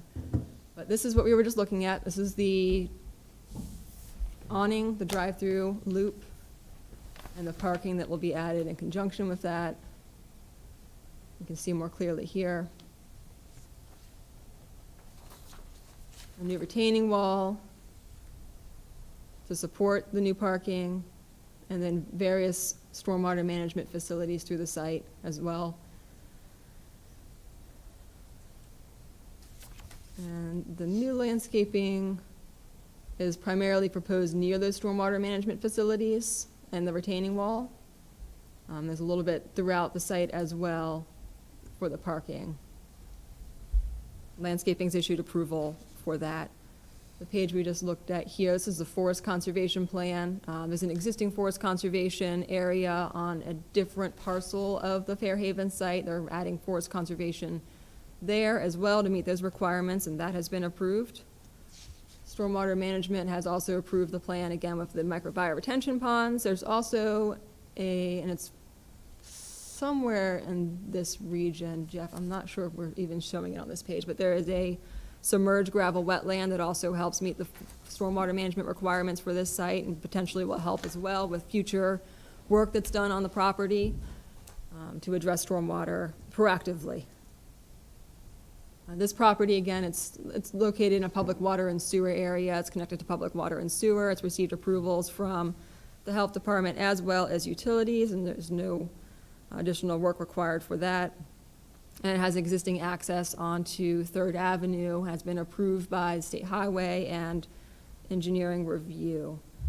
It's also in compliance with the accessibility code through site compliance and public safety. Public safety had one comment regarding the project, and that was just to keep the outer loop for the site accessible at all times through construction. So that's just something that will be coordinated through the construction process, and that was the only comment they had for public safety. Grading had some additional comments that need to be addressed on the final site plan. Of course, stormwater will need comments addressed on the final site plan. And this is in compliance with the master plan. We have a memo from Department of Planning as well, noting as much. And this project was presented at the TRC meeting not too long ago, actually, at April 2022, April 27, 2022. I'm sorry, July 26, 2021. That was a little while ago. The proposed site plan was subject to citizens' involvement during the July 26, 2021 TRC meeting, and there were no citizens who spoke. No comments were forwarded to our office either. We haven't had any public comment on this project or on the other associated work being done for the drive-through entrance. So And as we move forward, this final site plan will come in and be reviewed, and then this project will be tested and reviewed for adequacy of public facilities, according to Chapter 155, as always. So we'd be happy, if there are any questions for me, if there's any questions for the developers or the engineer, I'd be happy to go through any of that with you. Do you all have anything to add? No, sir, I don't believe so at this time. Okay. Any questions on the commission? Yeah, this, I'm not surprised you didn't have any comments. This sort of sits in the middle of your own property, so, and you're not changing your entrance. And well, I did note from the report, it says the property is within the Sykesville Priority Funding Area and Designated Growth Area, and it presently utilizes public water and sewer. So that's accurate too, right? Correct.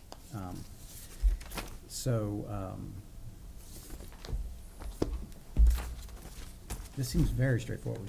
Yeah, it is. I'm sorry, almost sorry you had to, you had to bring it to us, I know, and I appreciate the presentation, the report is good.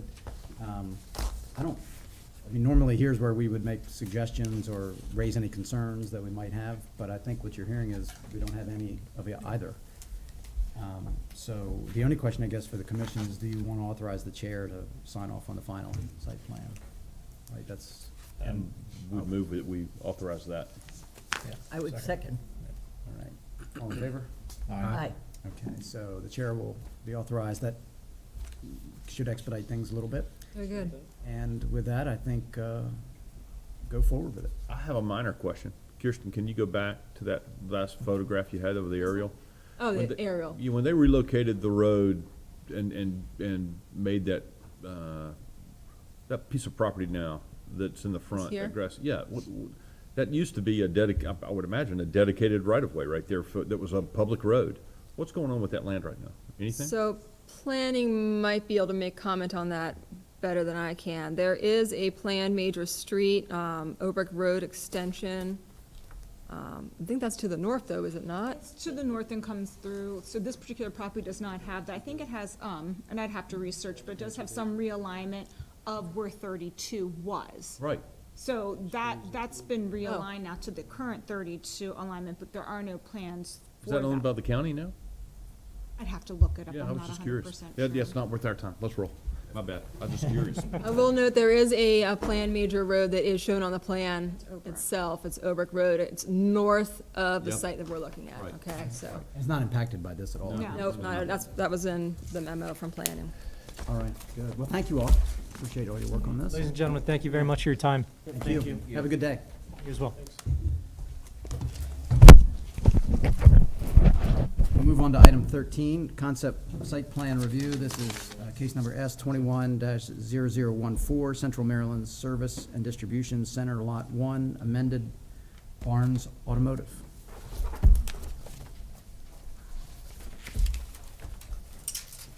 Thank you.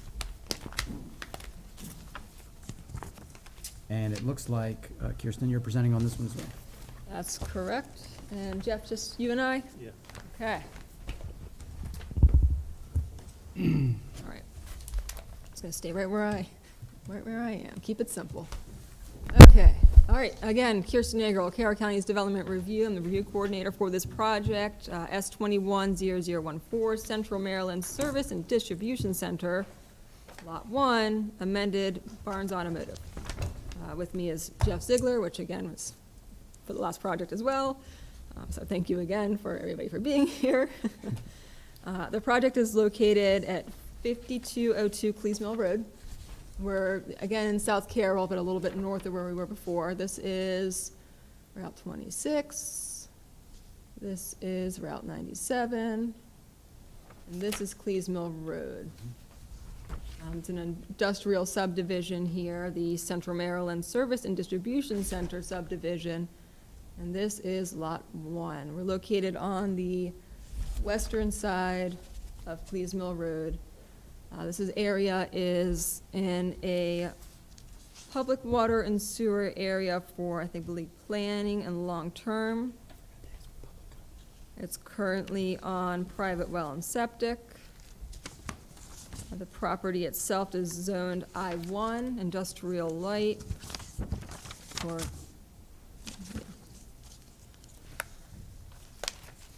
Properties around it, again, that mostly are also zoned the same. It's all in the same subdivision. You can see properties to the north and east are zoned agricultural, mostly used as houses. So this is an existing lot. This is lot 1 again. It's about 3.8 acres. It uses a use in common driveway to access Clees Mill Road. It's an existing automotive repair facility, and it's been in use for that use for quite some time. We have a previous site plan, most recent of which is S04030, where they extended the existing building to add additional garage bay. So this is an existing use for this property. And it's also in the Freedom Priority Funding area and the designated growth area, but it is in the county. And again, it's in the priority water service area and long-range sewer service area, and it currently utilizes private well and septic systems. So what's being proposed here, and I'm gonna skip ahead a little bit. We can see the site layout. We have a driveway access from the private driveway, parking lot area, and garage repair facility. And it's kind of hard to see, but right over here, this little silver line is a storage container, like a sea crate or a shipping container. I'm gonna skip ahead a little bit. For the photographs of what we're looking at presently. So this is on the eastern side of the repair facility. It's an office, and then back here you can see the storage container. And then here's just various views of that same said storage container. So what's being proposed here is to simply replace that storage container with a building, is what's happening. The building will be bigger than the storage container, but it will be in the same location as the storage container and used in the same manner for storage of the not the tools, I don't believe, but for the equipment, the parts for the vehicles that come in that you need to repair with. So it'll be storage for the vehicle parts or storage for the business as needed. And it will just be a building instead of the storage container. It's proposed to be 45 feet by about 77, 78 feet. The previous building was 40 feet long, and I don't know what the exact width is of the storage container, but this will be significantly deeper than that. Again, in the exact same location, just a little bit larger. So again, as a concept site plan, this was reviewed by the review staff, the review agencies, and made comments and issued approvals as applicable. So again, the entrance is all existing. There's no changes proposed for the entrances. So we have approval from State Highway and from engineering review. Grading's reviewed and approved it. Soil conservation is not applicable because the limit of disturbance is small, very small. Public safety is also approved at no comment. Site compliance does have comments that will be addressed on the final plan for accessibility to the building. Bureau of Utilities has granted approval. Like I mentioned previously, it's in a future service area, and they're not proposing any new connections now. This is a storage building. If they were proposing new connections, we might be talking about requiring connection to the water line and sewer line. That's not the case right now, so they have approved it as it stands. But any additional changes in the future that requires a connection might require connection to the public system. And again, this is well and septic, so the health department has certain certification of signatures on the documents that are required at final, so we will get that at final. We don't yet have approval for that.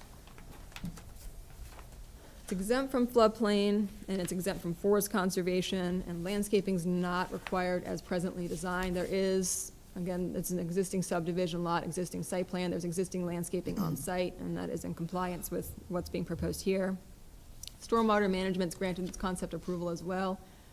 Kind of hard to see in these drawings, but there'll be grading around the proposed building and dry wells as well to handle the stormwater from it. And there were comments from Water Resource Management regarding the storage, the potential storage, there might not be storage, of hazardous or regulated substances, and that will be addressed on the final site plan. And zoning administration has requested that a note be added regarding previous Board of Zoning Appeals cases that have occurred on this property. Again, its existing use is a vehicle repair facility. Its current proposed use is vehicle repair. It didn't require any BZA approval for that, but the site, again, it's a rather old lot, and it's been used for various things over time. It had various Board of Zoning Appeals activity, and this wants to be noted on the plan for the record. Doesn't impact this use in the very least. So that will be addressed at final as well. And this is also consistent with the master plan for planning and the water and sewer master plan as well. Just like with Fairhaven, this was subject to the citizens' involvement in the TRC meeting. This was January 24th of this year, 2022, where we had no members of the public attend, speak, or submit any comments to our office about this project. And just like the previous plan, if it's a concept site plan, we will review the adequacy of public facilities when we get to final. And if the commission chooses to do so now, they can forward final approval of the final site plan to the chair when that time comes. So if there were any questions about the site, the project, or anything of that nature, we'd be happy to answer those now. And before we do that, maybe, Mr. Ziegler, do you have anything to add to the presentation? Really, I would just like to add that it is simply just a replacement of an existing storage. You know, they had a storage container out there, 8 foot by 40 foot. All they're looking to do is to pull that out and build a bigger natural structure that fits in with what they already have. You know, it seemed like such a long, drawn-out process to get to where we are right now for such a simplified process, and it's unfortunate for my client that they have to go through all this. If there was a way that we could simplify the process, you know, for simple things like this, part of it was because it was a previous site plan before, so we're now amending that site plan. It's not a brand-new, you know, minimal disturbance, simplified site plan. But I heard, you know, some of the zoning regulation changes, and I think CLSI will have input on some of those ourselves. But if there was a procedural way that we could make things a little bit quicker, that would be nice as well. But I don't have any other comments about the site plan or their improvements. Well, and if you have comments on the other thing, feel free to bring them to us. Sure. You have any questions on this? I think it's pretty straightforward. Just a comment, more internal. When I was reading through this, the subject is service and distribution center, and then there's storage facility, and then there's reference to body shop. Just for our purposes, it'd be nice, it's a storage facility change when you get into the text of things. So for my purpose, for my benefit, it would be nice if we just called it a storage facility, you know, to be consistent, because I was getting a little twisted about, okay, is it gonna be a body shop? What's the use? And then finally, when you get into the, you know, the deeper text of things, it becomes clear that it's a storage unit. Just, you know, simplify things. Understood. Yeah, typically we'll include the Central Maryland Service and Distribution Center Lot 1. That's just a subdivision name, the subdivision lot. It's very long, it's very wordy. We don't typically see a long subdivision name like that these days. It's an older subdivision again. But maybe we can add Barnes Automotive Storage Building. There you go. It would be a little easier. But then we have a really long title then too, so it's a balancing act, but I appreciate that input and totally understand. All right. Any other questions or comments? I'll just say, I mean, I've unfortunately had to visit this place a couple of times, and they've treated us well. As far as I know, they're good employers in the area. I actually do know a fellow who works there. I think he's pretty high up, and if the process has been long to get this done, we ought to, because again, this is an employer who's here. He's a good citizen as far as I know. We ought to be looking into that if we can simplify the process. Yeah, that's why I said we welcome your comments on that. Yeah, so let's go to work on that when we get done with what we're focused on. Yeah, unfortunately, I've had to use this place many times, so and I've had really good results in service. And it's well kept too. It's really a nice, neat place. Isn't there a portrait of us in the? Yeah. Thanks to our benefactor. We're the coffee maker. Would the commission want to entertain a motion to transfer authority to the chair to authorize the final? I'll make the motion that we authorize you to do the final site plan. Approval of the final site plan. Approval. Yep. I'll second that. All right, all in favor? Aye. So at least we can shorten that for you. So thank you. Appreciate all of this. Good luck. Thank you very much, much All appreciated. right, thank you. I would be happy to entertain a motion that we skip the next recess and move on to the last item. I guess, you know what, I didn't, before you leave, Mr. Ziegler, I forgot to do this. Are there any members of the public who want to comment on this building? Getting that. Yeah, you guys need to remind me, I forget to do that. Okay, looks like no comments, thank you. I'd be happy to entertain a motion, if it's okay with you all, Madam Secretary, to skip the recess and move to the last item so we can move forward. Is that okay with the commission? And if so, Yep. would somebody make a motion that we amend the I'll agenda to make the skip the motion recess? that we amend and do away with the recess. I second. Okay, all in favor? Aye. Thank you. Then we will skip item 14. We'll move straight into item 15, which is Chapter 155, Proposed Amendments. And we'll welcome anybody that wants to lead us in the discussion.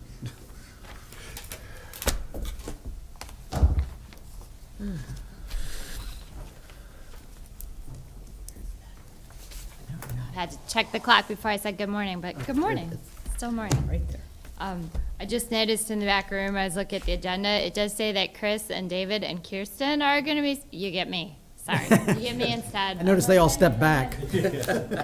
But they're all here if you have questions for them. But, okay, so, in regards to chapter 155 and the development and subdivision land chapter of the code and the proposed amendments, as you'll all recall, we were before you on June 21st with a PowerPoint presentation giving you an overview of what the objectives, what we're looking to do with this. And then I was before you on June 29th, and we had further discussion. And what I did at that meeting, if you'll recall, I talked about the short list of things that are being added, the short list of things that are being removed, and why, and the short list of changes. Again, the objective here is to retire that development review manual, absorb it into the code and onto the website, reconfigure chapter 155 to streamline the layout, and revise the chapter for clarity and predictability. So we're really focused on concise and clear here. So after going through all of that, you'll remember you said, great, we're good, like, we don't want to go further into the weeds line by line. Please don't do that to us. So we agreed to come back this month.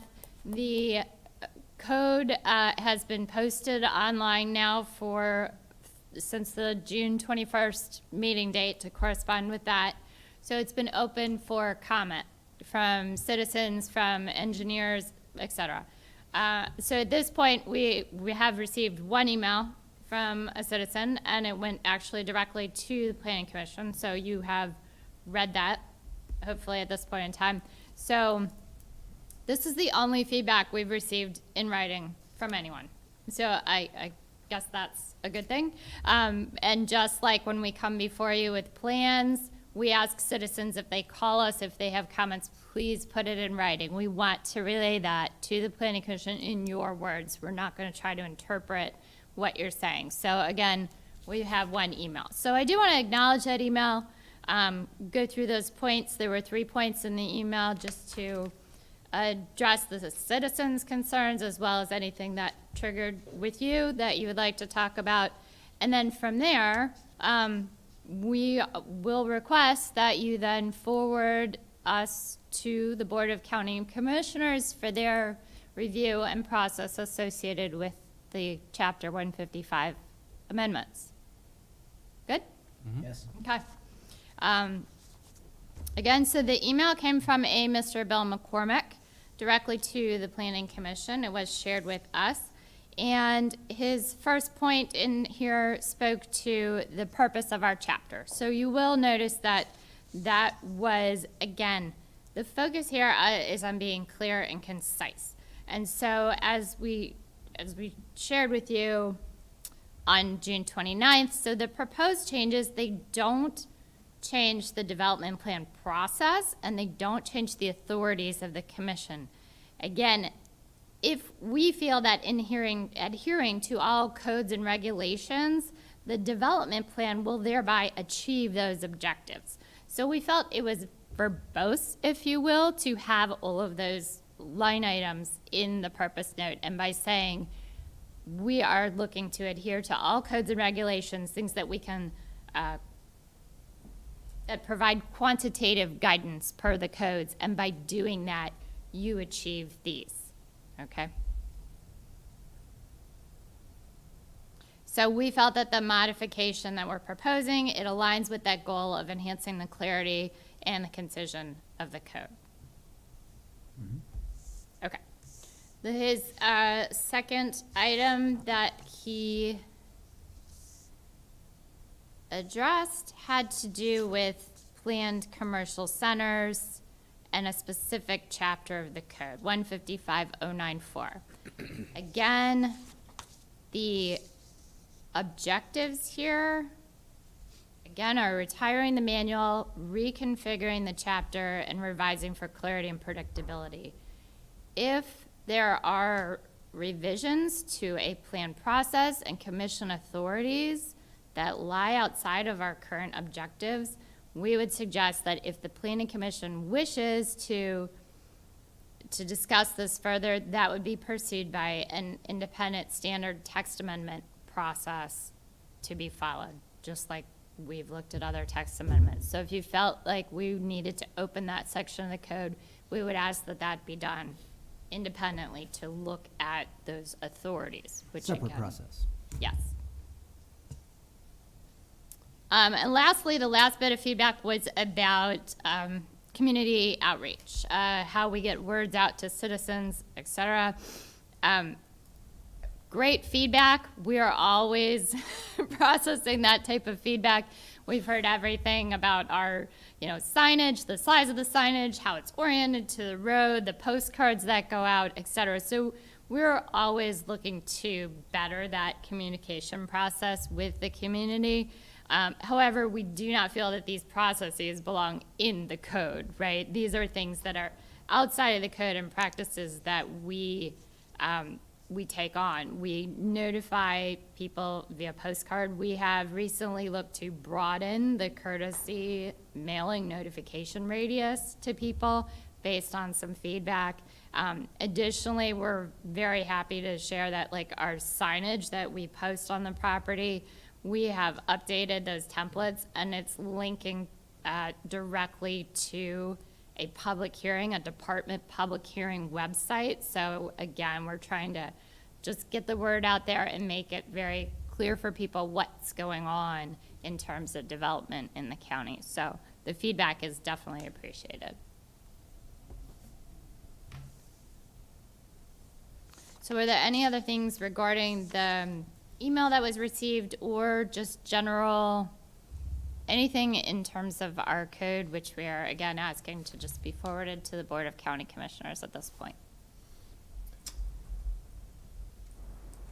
All right, so while I don't disagree that putting the communication process and the notification process in the code makes a whole lot of sense, because the way we communicate has changed so dramatically. I mean, it wouldn't, for all we know, 10 years from now, we'll have embedded implants and you'll be texting us, automated.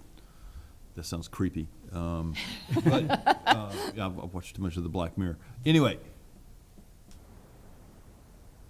what is the process? What from a timing standpoint, and maybe today's not the time to talk about it, right? Because it's 11:45. I would like to understand it a little better. And because again, I think the old ways we've been doing it, I love the Carroll County Times, but people just aren't picking up that paper like they used to. And I think it has a circulation of 10,000. We've got 190,000 people living in the county. That's not really notice. And so anyway, I think, again, we don't have to do it today. I think we ought to understand it, and we ought to talk about it a little bit. Yeah, I think maybe we should have it as maybe in a work session or something. We could just, one is just updating us on what your process is, and then maybe we could have a brief discussion on, given changes in how communication happen, are there more effective, easier ways to communicate? We frequently hear, although I know we're not the only board that ever hears this in the world, that somebody in the community didn't hear about something that was happening. I know, like with legal notices that we deal with, how many times do we read the legal notices in the newspaper? never is my answer. Right, and that's sort of the same issue where it's a legal requirement, but practically it's That's right. sort of Useless. moot, like useless, right? Like, it's in the state code that we have to put it in a newspaper of general circulation. Right. That's the law, so we do that, but as Mr. Lester said, how many people are you really reaching? Yeah, So so the county kind practically of does speaking- go above and beyond and Yeah. does the social media, puts everything on the website, and really tries to do what they can. But it's certainly a conversation worth having. And I think it would educate us, and I just think it'd just be useful, because, yeah, we have to meet the legal requirements, but the legal requirements don't really give notice anymore. So, are there ways that might help get the information out? So a discussion on that, maybe in a work session. I am intrigued also by his raising of the planned commercial centers, particularly in light of the most recent case that now is being appealed. He raises, I think, an interesting point. And again, a discussion maybe around that as we have these things.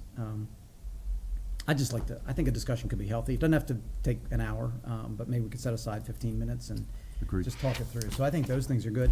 I don't know that they interfere with what we're here about today, which is having gone through, wanting to get rid of this manual, have those things brought into the code, which makes, use the word predictable a lot, but it makes it predictable, it makes it easier to read and easier to use for the community at large, for lay people to not have to find 5 different things and go to an outdated manual, and all of that. So I think, from my standpoint, for the issue that's before us today, which is, are we okay with Chapter 155 as it's been amended to bring all these things together, and as it's been presented to us, are we ready to are we comfortable recommending that it be forwarded to the Board of County Commissioners, I guess with a favorable, for approval, really, or a favorable consideration?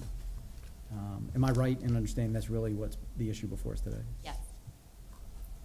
So, unless anybody has any other discussion or comments. Well, I would raise the last thing, is that first bit where he was talking about, the responsibilities of the commission.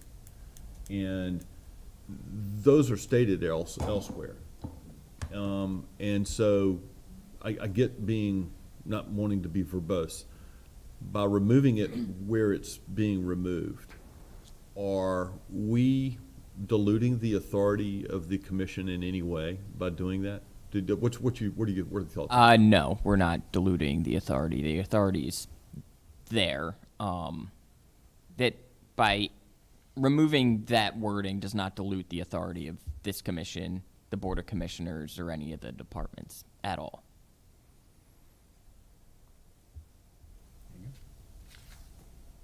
All right. Any other comments? So I guess I just have the changes that Mary's going to bring back to us. That doesn't affect us approving this, correct? Okay. And when there's any issues between the two, we'll rectify those in a cleanup legislation, once we get through the 158 as well. Okay. All right. Well, then the chair would be happy to entertain a motion to forward this to the Board of County Commissioners for Pertaining to 155? pertaining to Chapter 155, the amendments to Chapter 155 that have been presented to us. I move we approve Chapter 155 and move it on up to the Board of Commissioners. So we have a motion and a second to approve, at least from our standpoint, the changes that have been proposed to us and forward this on to the Board of County Commissioners for their consideration and ultimate approval.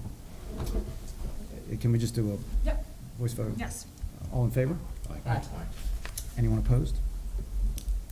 And then, so what I will do is draft a memo on behalf of the Planning Commission that you can forward along with your legislation up to the Board of County Commissioners. Yep. For the record, I did not ask for public comment because there are no members of the public other than the employees here, so. All right, then, I think that Thank you. gets us through the agenda. Thank you. And we're on to item 17, which is adjournment. Is there a motion that we adjourn? I'll make the motion that we adjourn. Second? Second. All right, all in favor? We stand adjourned. Thank you all very much. Thank you.